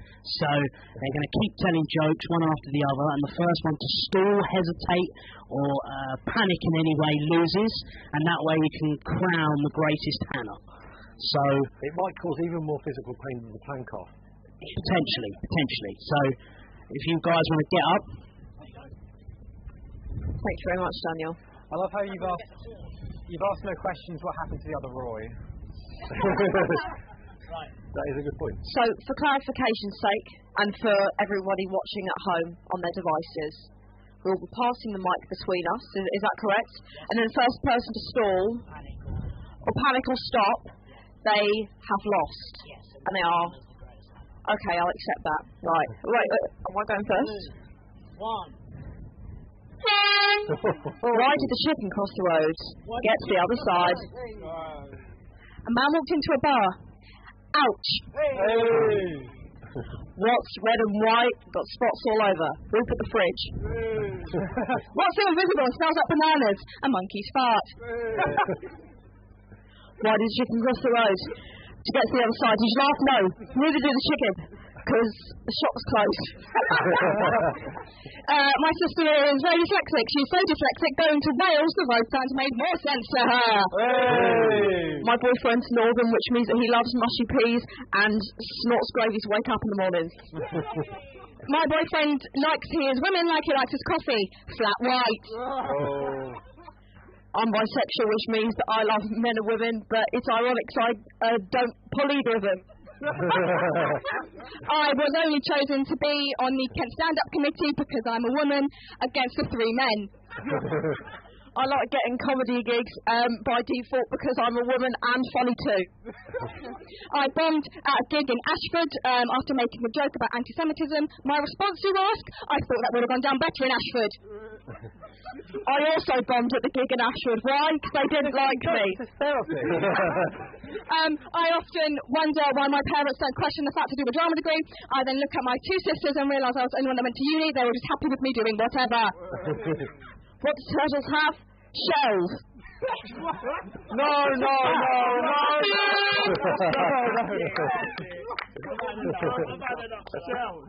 To be fair, in my defence, that could have been taken as a Mario Kart joke. I've never played Mario Kart. However, could it be taken as such? Yeah. Mario Kart material. Because I'll accept that defeat. Well, you just arrange some words and hope for the best. That's what I do at most of my gigs, Ollie. We let a lot slide before the toe. Yeah, it was more of a conversation. Absolutely. Okay, fantastic. So we are. Oh, yeah. Okay, so we've got 2 minutes to go. Okay. So listen, I'm not going to. What I could do is save reading this till the very last second, but then we could just cut the live feed just before I get the amount out. So I'd like you to simulate a drum roll, please, as I tell you that the amount raised so far in this inaugural Kent Giving Week for the Parkinson's Centre for Integrated Therapy is £13,865.55.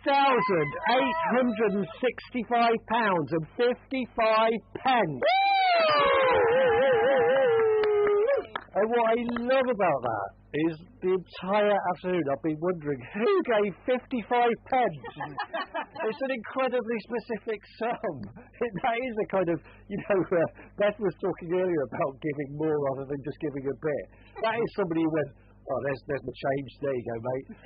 You know, but it's been fantastic doing the live stream. I'm really excited to have been asked to host it. I'm really delighted with these co-hosts who've been superb and made the whole thing so much more enjoyable.